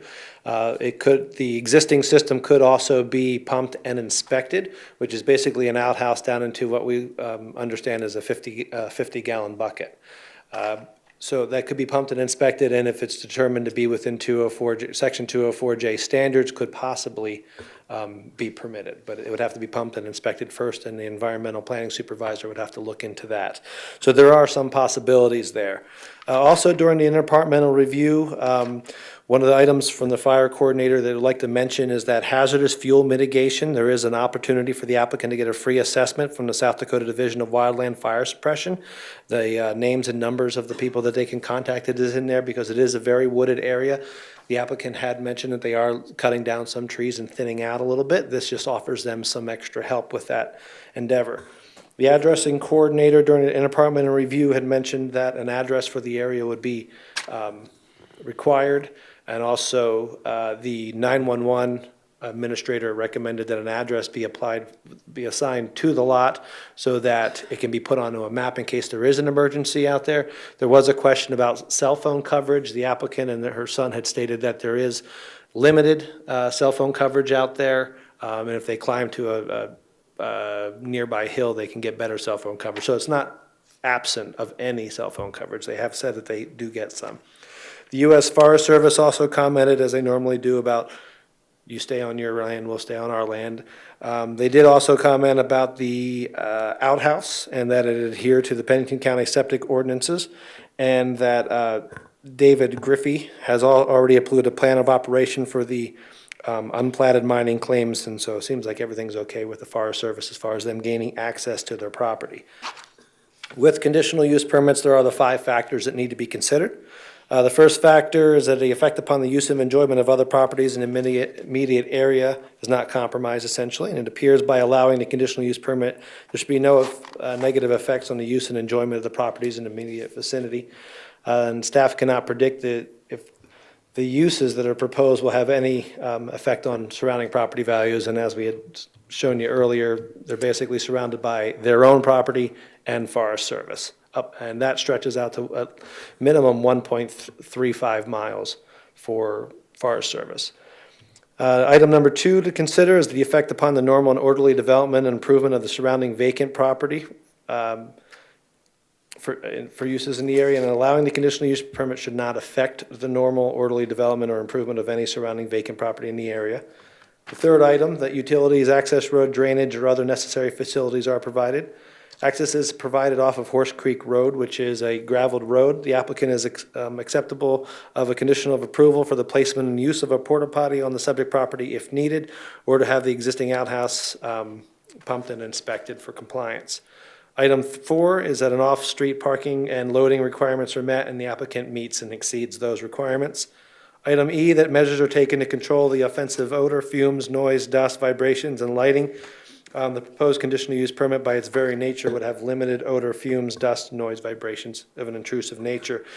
We did hear a story also, just even them being there is kind of a beacon for hope for anybody who gets lost out there. They did tell some stories of people who come, they see a light up there and they're the only thing within miles, and they have helped them with that.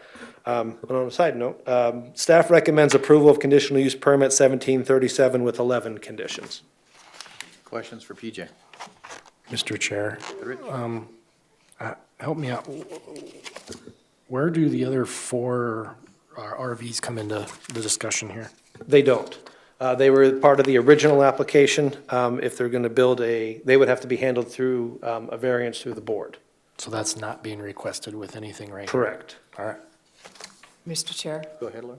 so have there been 4 RVs out there? There have been in the past, yes. So somebody noticed that and we investigated it, or they upfront said, we've had 4 RVs out there before? How did that happen? Yep. During the initial conversations, the applicant was upfront about that, and there was family members that have come out there. Okay.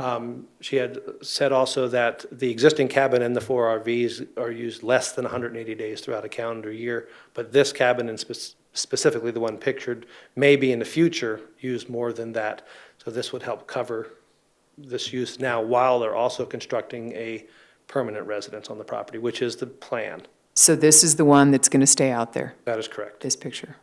Unless it's changing? No, that's the one. Any further questions for PJ? All right.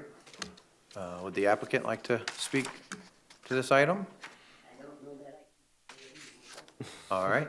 Does anyone else in the audience have would like to speak on this item? All right, seeing none. Any final questions? If not, I would entertain a motion. I'll move for approval of conditional use permit 1737 with 11 conditions. Second. Motion and second. Further discussion? Seeing none, all in favor signify by saying aye. Aye. Aye. All opposed, same sign. Motion carries. Thank you. Item 13 is layout plat 1729 to reconfigure lot lines to create lots 9A, 9B, 12A, 12B, 13A, 13B, 17A, 17B, 18A, and 18B of Block 6 in Sunset Ranch. The applicant agent is Laredo Holdings LLC. Ryan Caskey is the owner, and surveyor and engineering and agent is from Spurlick Consulting, and there is a representative from Spurlick in the audience today if you have any questions. The applicant has requested to subdivide 5 existing lots to create 10 new lots in Sunset Ranch, thereby increasing the density in this part of this subdivision by, double, essentially.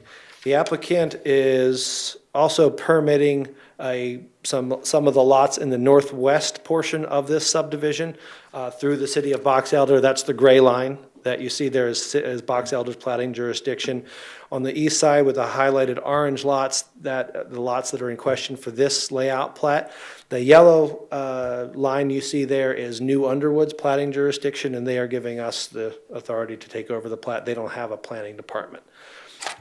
The applicant has also submitted, I believe, 2 additional layout plats to subdivide more of the existing lots in the subdivision. They are received by our office. I haven't seen them yet. And talking with one of the agents on the phone, Austin from the consultants, that there is another plat coming to subdivide even more in the subdivision. This subdivision has been under a plan unit development since 2004. It came up most recently because there was a neighbor that wanted to subdivide some of the portions of their property, the Tiptons, and in doing that was taking out some of the 80 acres of common area that needed to be set aside for that planned unit development. So one of those lots is the one to the south, which is lot 18, which I'll put a little X in.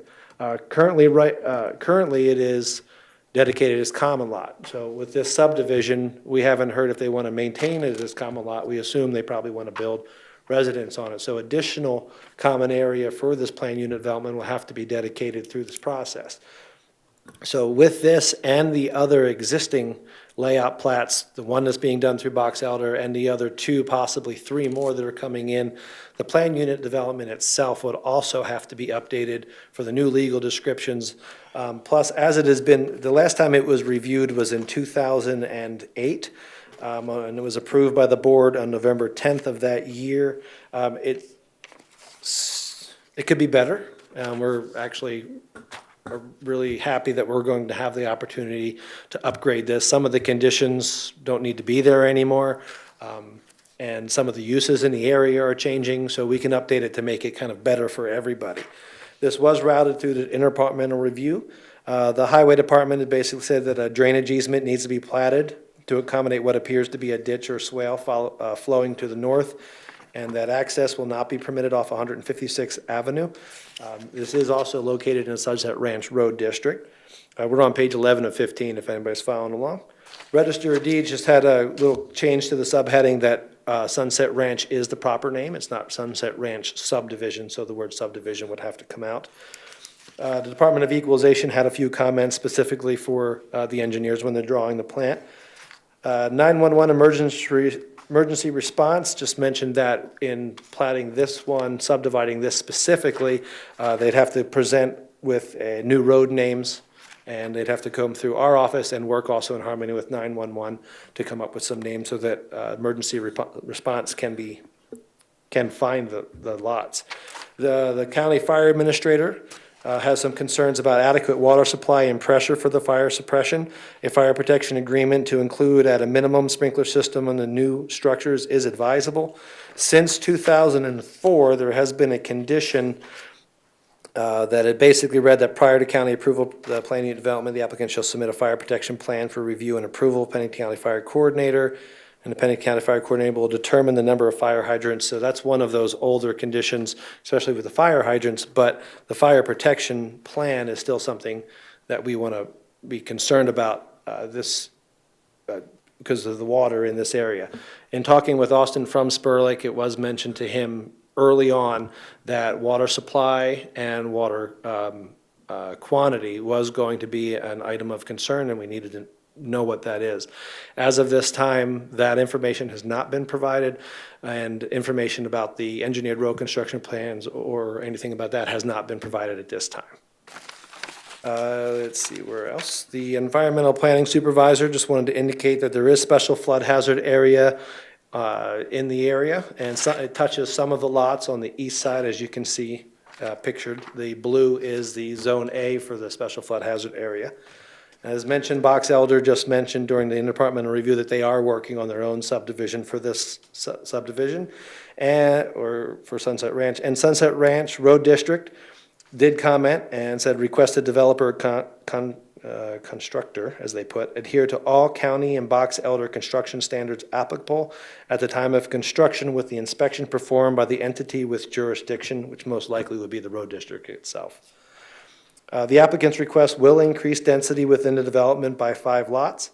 Again, Lot 18 of layout plat 1729 is dedicated currently as common lot, so additional common lot would have to be done when the plan unit development is updated and amended. If layout plat 1729 is approved, the applicant can apply for additional plats. What this is our normal process is a layout plat, minor plat. With the number of lots that are being requested, this has to go through our three-step process, which will be layout plat, preliminary plat, and final plat. You'll see the layout and the preliminary, and so will the board. The final plat is administrative in nature. So hopefully all the conditions from the preliminary plat will give guidance to staff moving forward to be able to approve the final plat administratively. For the purposes of layout plat, staff finds no concerns with the applicant's request, as a layout plat is an informal preliminary review of the proposed subdivision for general scope and conditions, which might affect the plat. And therefore, staff would recommend approval of layout plat 1729 with the following 17 conditions. All right, any questions for PJ? Go ahead, Kathy. Yes, what are in the proposed plat where there's the additional lots, what's the size of those lots? All of them have to be by the planning development over 5 acres. I know the smallest one is 5.01. Okay, so they all adhere to the 5-acre Yes, ma'am. limit, Yep, sorry, that might be hard to see, but I know this is the smallest one, 5.001. Okay. Give or take, so it's 5. Thank you. Okay, any further questions? for Mr. PJ? Chair, I Go have ahead, a Rich. few questions.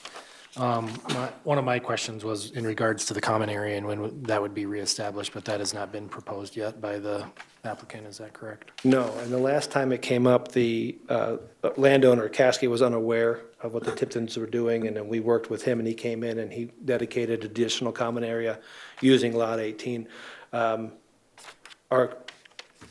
feeling is that there are other vacant lots in the area, and they'll probably just rededicate that, or he could also request to decrease the number of acres for common area.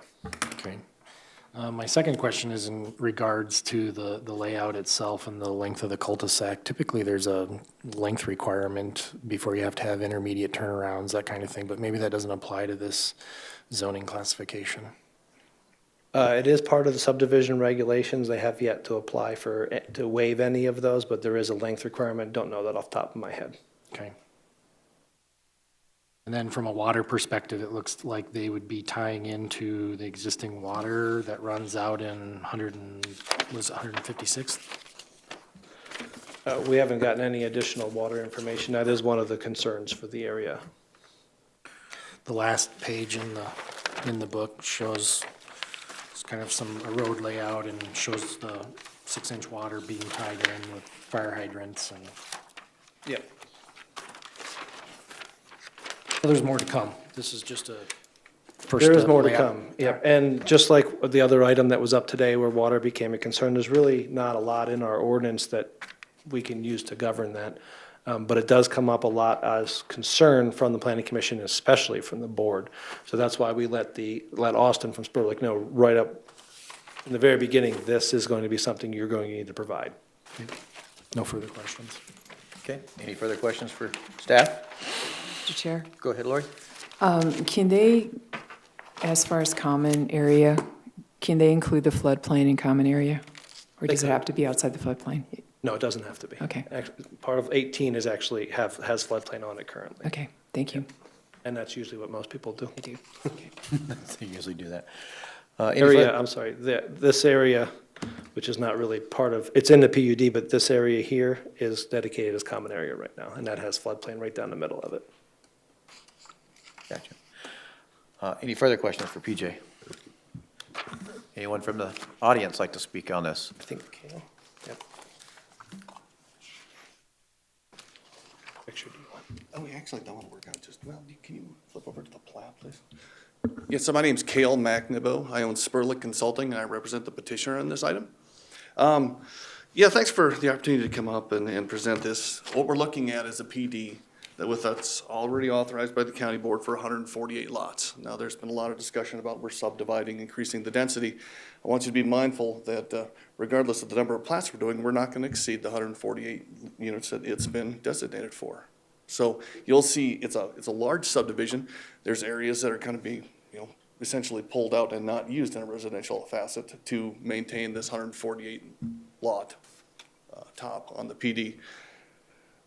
Additionally, I'd like to point out, and I know that, Rich, you were particularly interested in the water condition at the subdivision. What I wanted to present to you is that we're looking at we have got a 165,000 gallon reservoir on the site. 6-inch, 8-inch water mains providing fire flow right now to the fire hydrants.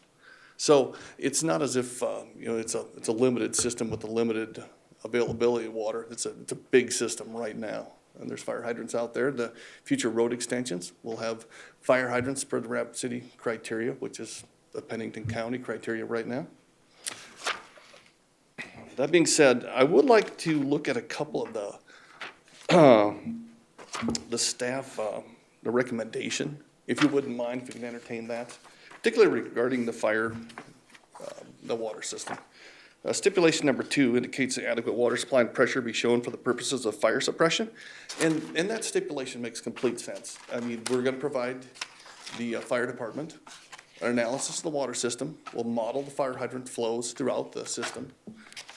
Given the county's requirement for modeling the reservoir full, modeling the reservoir half full, we'll show that the system meets the basically the fire department's demands.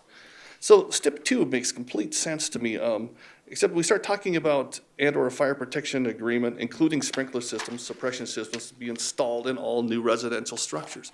My concern being that we're adopting a stip that says you're going to install sprinkler systems, but if our fire system, our delivery system through the hydrants meets the county's criteria, it seems arbitrary to also require installing sprinkler systems in every house if we can prove that we have fire flow and volume at the hydrants.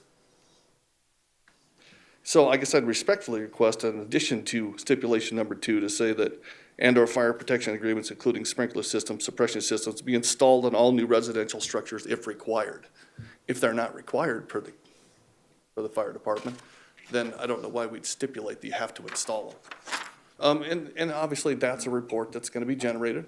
It's gonna be presented to the fire department, and they're gonna review and they'll determine whether we can meet that need.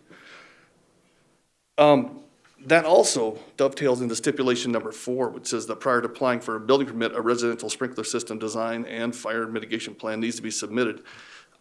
I'd request that we strike the residential sprinkler system design, because here again, we're making the dictation that you're gonna have to install it, but we don't know yet if those fire hydrants are all gonna meet the flow. Now at 165,000 gallons, and we've got pressure reducing valves in these houses to knock the pressure down, we've got a lot of flow.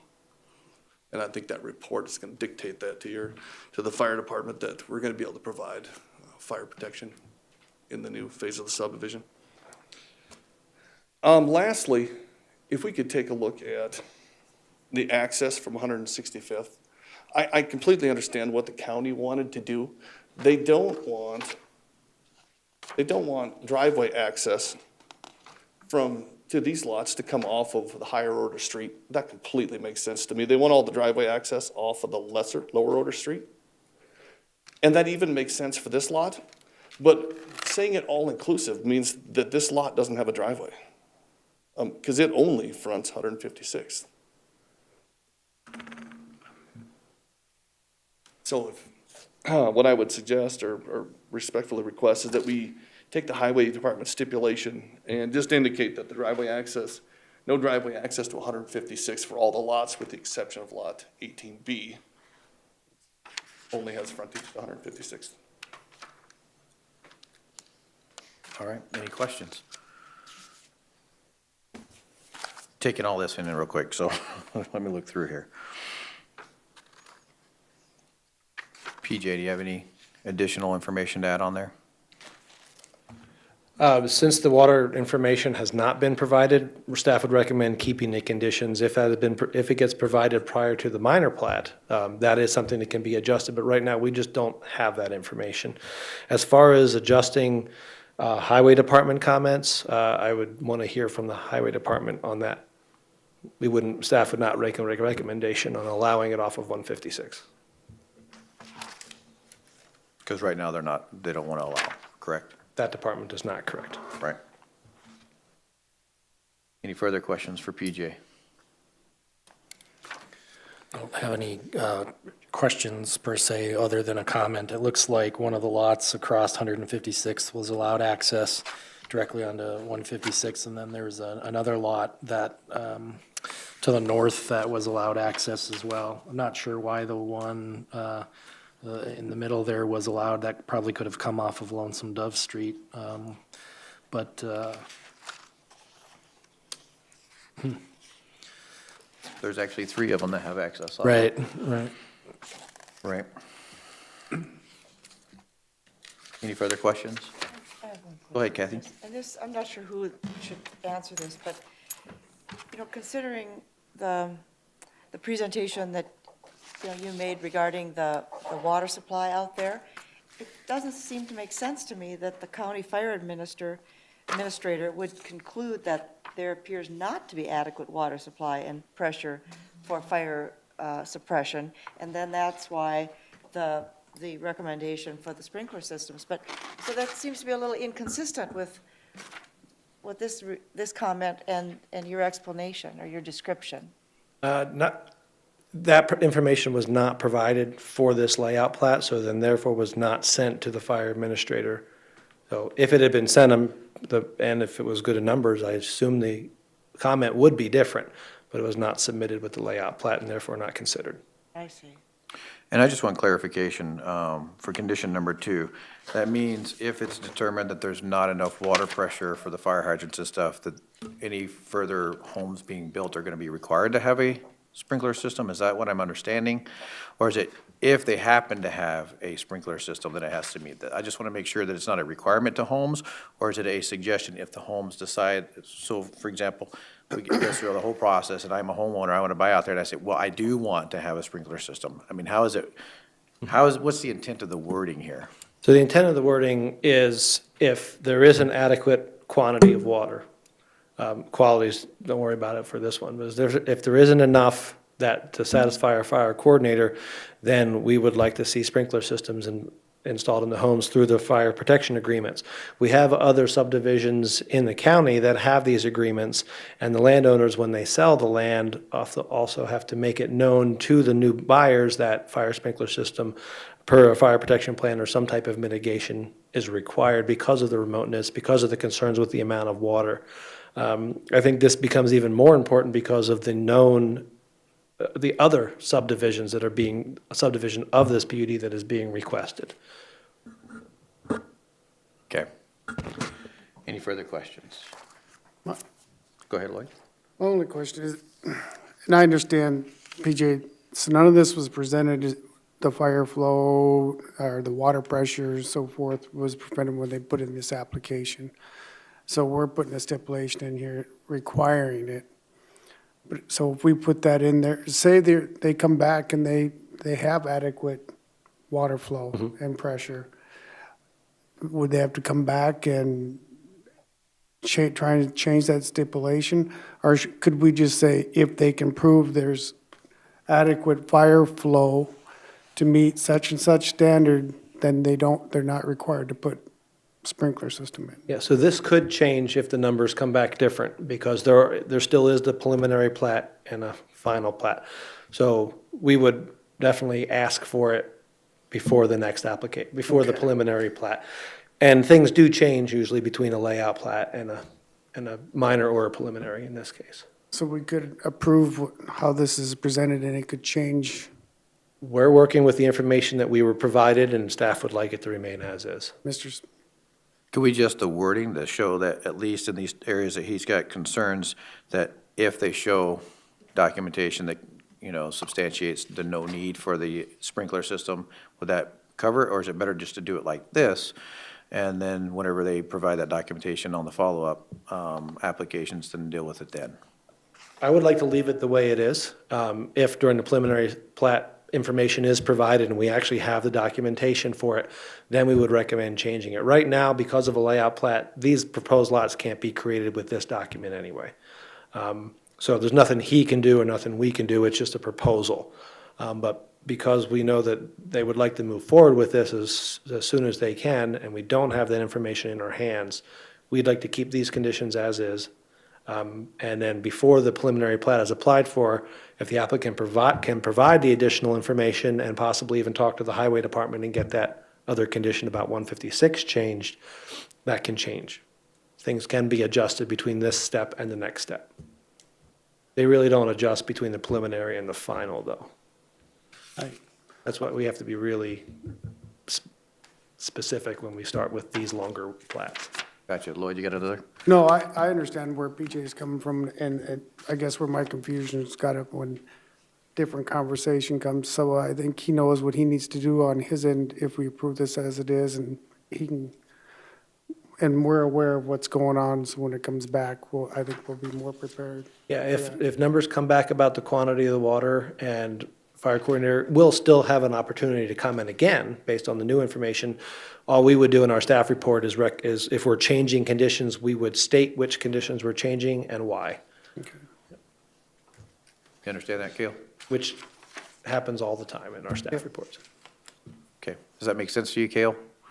Yeah, it sure does, and I appreciate PJ's clarification on that, and that's sort of the reason I came here today.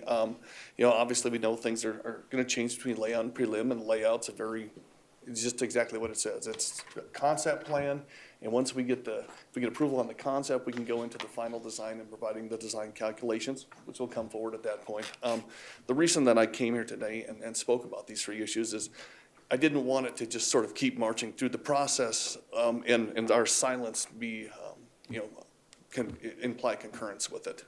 Okay. So as long as we have the opportunity to take these stipulations and revise them at the preliminary plat, I don't have any issue with it.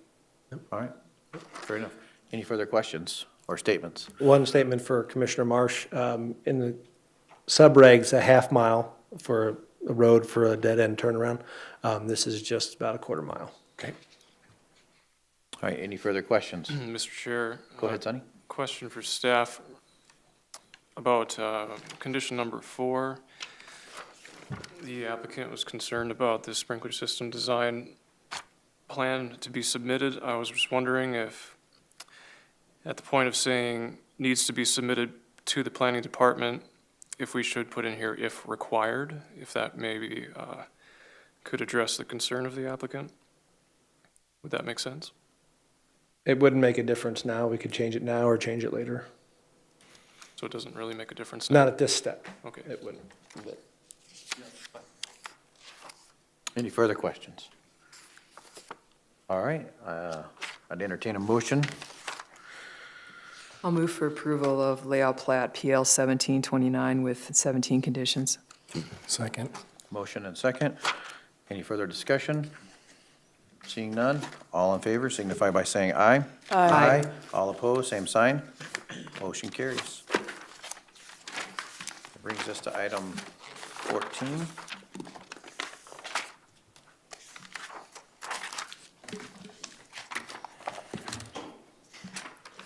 Item 14, County Board Report. The Board of Commissioners concurred with the Planning Commission's recommendations from the December 25th, 2017 Planning Commission meeting.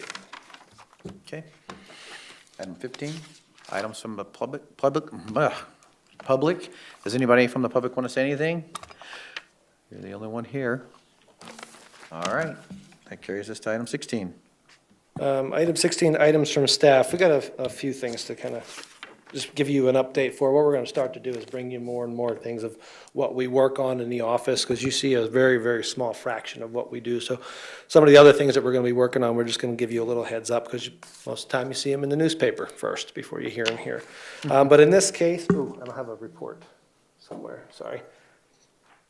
Thank you. Building permit report, overall up 21% over this time yet last year. There's 570 building permits as of the end of last month, over 472 this time last year. Just through the 9 days in this month, we've taken in 35 building permits, where in the entire month last year, we've taken in 42. So we know that this month is going to be up also. And building permits can take us anywhere between an initial meeting with somebody could be 20 minutes to a few hours, and then the review of building permits, we have some still up on our shelves from 2014. So They do take a considerable amount of time, but overall, it looks like we're up. The single-family homes are up by 29%. And if you notice down a little bit further, there is number 329, sheds accessories, where it's from 24 last year to 111 this year. And then if you go a little bit further down to 437, where it was 88 last year and 14 this year, the over 100% increase and the 88% decrease has to do with, we kind of reconfigured how we were doing our codes. So we would say that's probably smack dab in the middle somewhere. So it's not a huge spike or something unusual going on. Item B, comprehensive plan meetings. We had the third set of meetings held recently. I don't know if there was a few of the planning commissioners that were in attendance for those, and thank you for coming in. And they were asking about land use. They were asking about some of the areas that you'd like to preserve as far as streams and maybe riverbeds. They got probably the most information out of these 3 meetings than they got even in the first 2 sets combined, which is very good for us. However, our concern is attendance is still down. I was at the wall one. There I was think like you had- 3 of us. You had 3, yes. 3 of us at the wall meeting, and I was one of the 3. Yeah, which is the lowest. Yes. That it's had out there. Walls continued to surprise us, just like Hill City has. We figured we'd get a few more in the Rapid City area, but I don't think we've broken 20 yet. We've advertised it in the paper. It's on the website. It's on everybody's email when we send it out. Other than putting up billboards and skywriting, we will entertain any ideas. Word of mouth is a big one. We put flyers out on the seats during Board of Commissioner meetings as it gets closer to the meetings. I did ask the consultants to try and plan a little bit earlier than they did last time. I know that was some of the concern. They said that they will do it as soon as they can. I don't know if they're going to be out here before the end of the year or right after the new year. Social media targeted advertising for the county is a good way to get a massive amount of information out quickly, and it's cheaper. Just for a tidbit of information, I haven't seen anything come through social media. The county has a Facebook page, and I know it's posted on there. I don't believe we have any other social platforms. Well, you can boost posts, and you can actually target audiences for advertisement through that way, and it's pretty. I'm not going to say it's going to significantly increase, but I would say you're going to be able to hit more people that aren't even thinking about it. Yeah, that was good. Mr. Chair. Go ahead. PJ, do you know if the consultant gets any comments through the website? Have they said Yes, anything they about? do, and I actually get copied on them. Okay, so they are getting some comments through the website in addition to the public meeting? Yes, I can tell you I've maybe received one in 6 weeks. There's like 78 members on the email list, right? Something like that? I don't know the number.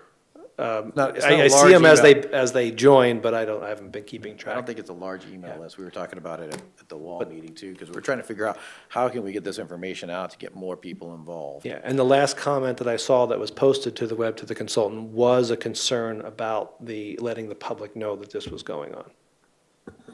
So. And it didn't help in Wall that they had that teacher-parent conference going on, so that kind of reduced the participation out there, because some of the people, they're like, they're going to go to their parent-teacher conference over this. So, I don't know how to. We didn't even look into that. We didn't even consider it. We had the same issue in Hill City. There was a major public meeting the day before. And the staff that had been there said, well, if you had it the day before, but apparently that one didn't go that well. So it's something to look into. Yeah, we haven't even considered parent-teacher conferences. It's a big county. It's hard to plan for every little contingency throughout the county. And these major areas seem to be the places to go, and they're also doing it in kind for us, so there is no out-of-pocket expense for the I'm county. going to work on New Underwood for you. Mr. Chair. They want to give us a discount. Go ahead. One of the most successful ways that I had advertised for public hearings in a past career was using the highway traffic signs. So if you can get a changeable message board and post it 2 weeks before you want to do something, and then again, maybe 2 days before the event, at a high volume, traffic location, you might be getting 40,000 cars a day by the sign, something like that. By far the most successful way that I have ever got people to public hearings. With the orange construction ones? Uh-huh. So I don't know if the county highway department has a few of those, and I'm not sure where you would put them, but you put them in a location where someone can see them, and you're advertising for a very specific meeting, specific date. Put it in people's minds 2 weeks out, stop, because otherwise they'll start to ignore it. 2 days before, reminder, this is here, this is when. Just a thought. It doesn't cost much to move those things around, does it? I do not know. Okay. No, especially if our highway department has one, we could ask. So, next item is just kind of an update. We had a public meeting for the residents in Valley Heights. We gave them a really quick presentation of what was going on. For those who don't know, there's been some talk from Box Elder that the possibility in the next few years that they may shut the water off if it's not available anymore. What this is showing is anything that's highlighted in orange is undeveloped lots, so there is a dramatic chance for increasing density in this area. There were two lots where after the water concern came up, these two right here, there was building permits that were applied for, and staff went to the Board of Commissioners with these because of the known issue. But the Box Elder was no longer issuing tap permits for this development because of the resolution that they had citywide. And then these applications came in.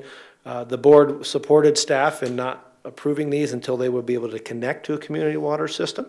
The applicants, the developer were able to get water taps through Box Elder, and therefore there was no other reason for the staff to hold on to them. So staff approved those two building permits on those two vacant lots. What we basically learned throughout all this is the green dot on the top is the tank that is owned by the Deutsch brothers. The underground yellow line and the green lines that feed the development are also owned by the Deutsch brothers. Box Elder supplies the water. So the concern is that all the existing homes out there, if Box Elder shuts off the water, how are they going to get water? So what we did as staff and is directed by the Board of Commissioners was hold a public meeting and let them know what some of the possible solutions are of creating a sanitary district. There was some stuff through the state. We had state representatives on the phone and in the audience. I was here, Brittany was here.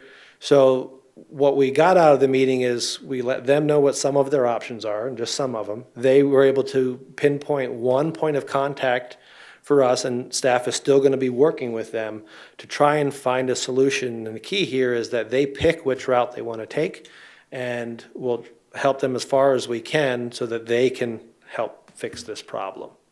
As staff, we're unable to fix this for them, but we're providing them the tools to be able to get that done.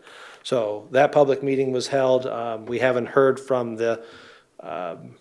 our point of contact since, as he said he was going to be on vacation until tomorrow, I believe. Any questions about this one before I go on? So fundamentally, is the issue with Box Elder that they don't have the capacity to really continue to serve this? I mean, are they running short on water and that's the issue, or? That hasn't really come up. Some of the concern is the structure itself, the tank. There is some talk, and we don't know this for sure, that it was built improperly. That instead of being on concrete pillars above ground with exposed bolts for inspection, it was done and buried. And the people that were brought out there, according to the mayor, to inspect it, didn't even want to inspect it or climb on it because they were concerned about its stability. So there is the possibility that even though Box Elder may still be providing water, the tank itself could fail, no water. Or if Box Elder decides if the well dries up, and they are looking at deepening a well or digging other wells, so there is the possibility of the well drying up, or if they, as of the last email I got from their planning director, if they divert water somewhere else in the city. So we don't know. We're just trying to provide information and get the problem solved. Travis? Yep. Kathy, I guess what I got out, I watched it online, and then my past conversations with the Box Elder mayor and some other staff, I think Box Elder mayor is trying to give foresight forewarning. You know, he says 3 to 5 years, this could happen, and so they're trying to get the residents together to kind of form and find a solution. He's never once said, we're going to shut you down, we're going to shut this off if doesn't happen. It's a matter of, let's find a solution and work together to do it. Before they're stuck. Yeah, exactly, and that's my understanding of how it all, the reason why the meeting was supposed to go forth was just to make everybody aware, gather a point of contact. Hey, Box Elder saying, we supply the water, the tank is this, now everybody's aware of it, we need to do something. Building permits for sheds or garages in this area, if they're not requiring water, are not an issue. It's residential building permits, and we haven't received any new ones since those last two. Yeah. Let me just jump back here real quick. The next one is, if anybody's familiar with the Bratsky Bridge issue that had come up a little while ago with some of the gross weight vehicles going across it. The commissioners had worked with the highway department and has kind of stabilized that bridge for now. But this is Bratsky Road, and there is a bridge right about here, but there's a couple subdivisions south of it and a lot of unplatted property. In our subdivision, this is classified as a dead-end road system. And a dead-end road system can exceed 2 miles. This one is a little over 3 miles and can exceed 40 residential units, and this one has far surpassed that as of 902, and as of 2002. And increased subdivisions have been made, requested and approved by the board after 2002, nothing recently. So a couple building permits came in for Cedar Gulch number 2 for a few of the lots located here. Through other work that had been done on previous plats in this area where the Board of Commissioners supported staff's recommendation, there was a lot that needed to be split because of a divorce decree from a judge. And so some of it had to be non-residential in nature, and those who are here are all nodding, yep, you remember that. So that was in the back of staff's mind when these new building permits came in. I did not want to sign them because of the known issues, because of exceeding the residential number, plus the length of the road, and the questionable, the bridge itself of whether it can handle any more. It's doing what it needs to do now, but also pretty much everything north of the section line over 32 and 33 up to Highway 44 is all floodplain, floodway in some way. So if something was to happen, they could disperse and go across people's private property, but there's no dedicated second means of ingress and egress in the subdivision. So therefore, from staff ethically, we could not recommend approval for those. The board upheld that decision and not approving those building permits, but they didn't deny them. What they did is they continued it until a firm plan for a second ingress and egress was decided, and that's where we left it, if that's correct, Commissioner LaCroix. So this is another area of concern. So staff's keeping an eye on these, so that's, we have the Sunset Ranch, which we had here for Caskey, which we're watching, this Bratsky Road, and also Valley Heights. That's some of the other stuff that we're watching. Any questions on this before we move on? No, but it all rings a bell. I guess the simple answer is not going just straight down, right? Not a road engineer, don't really know. There's a lot of different talk about a lot of different options. There is. And okay. The next item to talk about is the 2020 census. So this was brought to our attention a couple of years ago. And so I had been the liaison with the city for that. And right now we have Frank, who was before who has GIS experience, because the 2020 census is basically confirming every single address point in the county, but not in incorporated cities.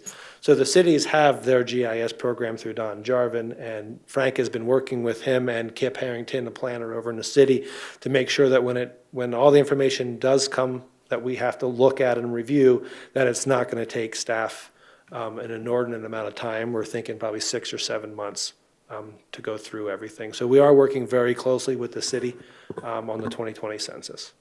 So you'll hear a little bit more about that one. Next item we kind of talked about before, chickens. So I believe it's going to be advertised this week, is that correct? The request for applications for the committee is going to go out this week and next week with a deadline towards the end of the month. We don't know how many members of the committee there are going to be. We do know Commissioner Lassiter has been chosen as the chair for the committee, and also Commissioner DeSanto is going to be on the committee as well as staff to be able to answer questions. We're treating this basically like we did with the Vacation Home Rental Committee. Applicants apply, they come before the Board of Commissioners, they interview, the board chooses them, and then sets kind of guidelines for the Planning Commission Committee, which is basically what this is, moving forward. And then we would plan meetings from there. There is one change. Do you want to talk about this? If you recall, we had talked before about how we were going to handle any new chicken concerns or requests. Originally, we were looking at conditional use permits, which is still a viable option, but there's been another thought from the State's Attorney's Office, and I'll turn it over to Michelle Hoffman. Michelle Hoffman, State's Attorney's Office. Historically, the Planning Department has addressed the keeping of chickens under 204G, which is an ordinance titled Special Animal Keeping Regulations. Under that ordinance, there's certain requirements as far as the keeping of large animals. Large animal, by definition, under that ordinance is more than 99 chickens. So what has happened in the past is that the planning department, the ordinance officer has concluded you can have up to 99 chickens within the county. That issue was recently brought to our office's attention, and in looking at the statute, we concluded, no, this is simply, as we previously discussed, this is simply an ordinance that says if you have a large animal, you have to have fencing, you have to meet certain requirements with regard to manure, et cetera. It did not, in fact, provide any guidelines as to keeping chickens. So from looking at this ordinance, we went to the zoning ordinances, and I believe correctly concluded that we need to look at whether keeping chickens is a permitted use in that particular zoning district.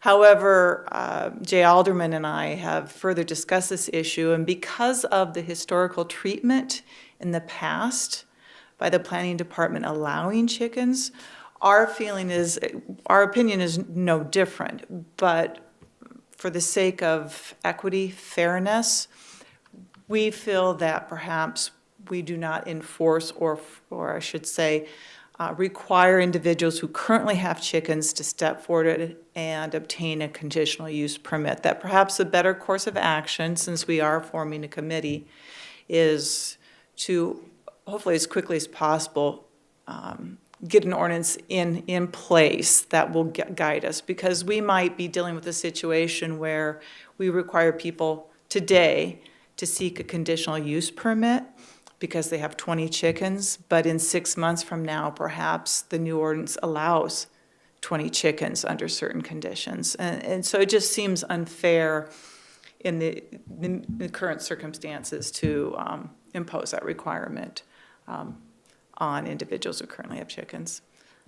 And to echo some of what Michelle says, chickens in the county less than 99 has not been an issue. It was made an issue about a year ago as people have been coming in and telling us about it, so that's why we're addressing it. Some of the issues that have come up, especially the one that you've heard specifically, they do have an HOA on the books, and they had said that it's in the covenants. A lot of these issues could even be addressed through the HOA if they chose to enact their own covenants. The county does not enforce the covenants, but they do have their own methods of taking care of it if they wanted to enforce it. All right. I do have one question. Quick, Kathy. So let's say any zoning, let's say suburban residential, that's the 3-acre parcels, right? No, ma'am. That can be down to 6,500 square feet if Okay, so conditions are. what's the 3-acre one? Low-density residential. Low density, okay, so let's just assume that. So how can we do a conditional use to allow chickens when that's not listed under conditional uses? Because under 204, ordinance 204 E, isn't it? F, F, yep. Our ordinance, 204F specifically talks about conditional uses. And what it's indicating is the listed conditional uses in any zoning district are not exclusive. They're simply illustrative of potential uses. So then, if it's not identified, then we have to look to see, is the proposed use within the intent of that zoning district, using the illustrated conditional uses as a guideline. Very good, thank you. Any other questions? PJ, you said at the beginning there was going to be some kind of announcement. What was that? Could you say what that was again, about the committee being formed? Yep, so it was discussed here and also discussed at the board, and the board approved that we could, because it was, Travis had even offered to be a chair of the committee. Make sure, I said I would be willing to, Yeah. but I'd like to be involved in some way, Yeah, shape, or form. so kind of giving a You're little right. history. It was talked about here, went to the board level, and so it's being advertised as kind of a request for applications to be on this committee. It's, I believe we're calling it a special animal keeping regulations committee right now, mainly to address that 204 section. But usually the way these committee goes, they address a lot more than just that one section. So it's going to be advertised twice. There are a lot of people that we know have this on their radar because they are calling in, asking for when they can apply to be on this committee. Then it'll be before the Board of Commissioners for interviews, and then from there, whoever they choose, then the committee will start meeting. How is it advertised? Right now, the three newspapers, the Rapid City Journal, the Current, and Hill City Prevailer. Hill City Prevailer. Okay, And thanks. about, what, a 4x5 block? And you say you have a lot of people calling in wanting to be on the committee? Well, in this specific issue, a lot to me is if I get more than 5 in a day. Okay. And you're getting more than 5 a day? Yes. Interesting that we can't get people to the entire planning commission for the entire, county, but they want to be on the chicken committee.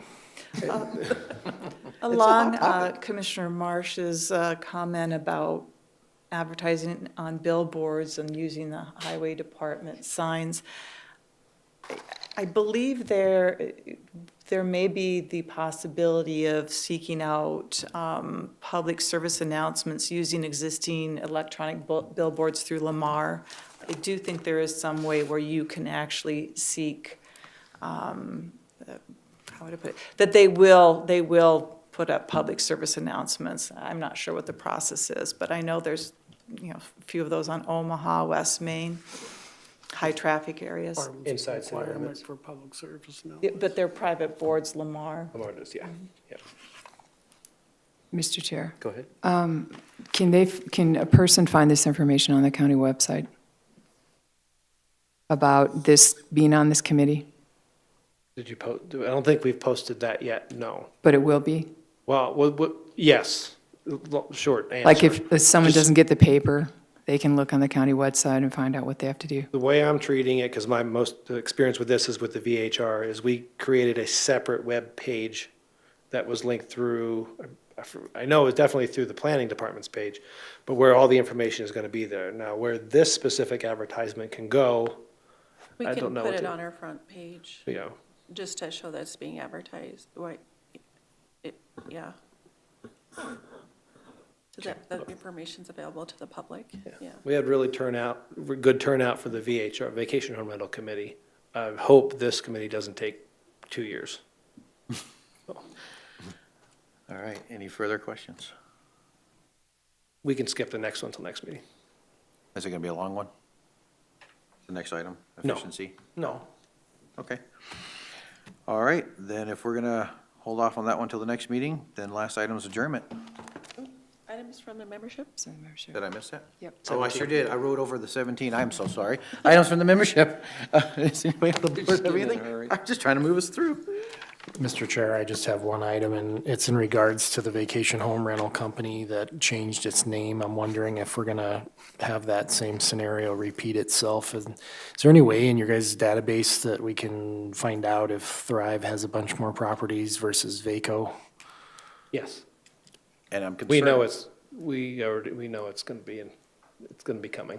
And I'm concerned with that one too, because that's the same gentleman that was here that couldn't answer a lot of our questions whenever he was here, and we were asking questions on those other properties.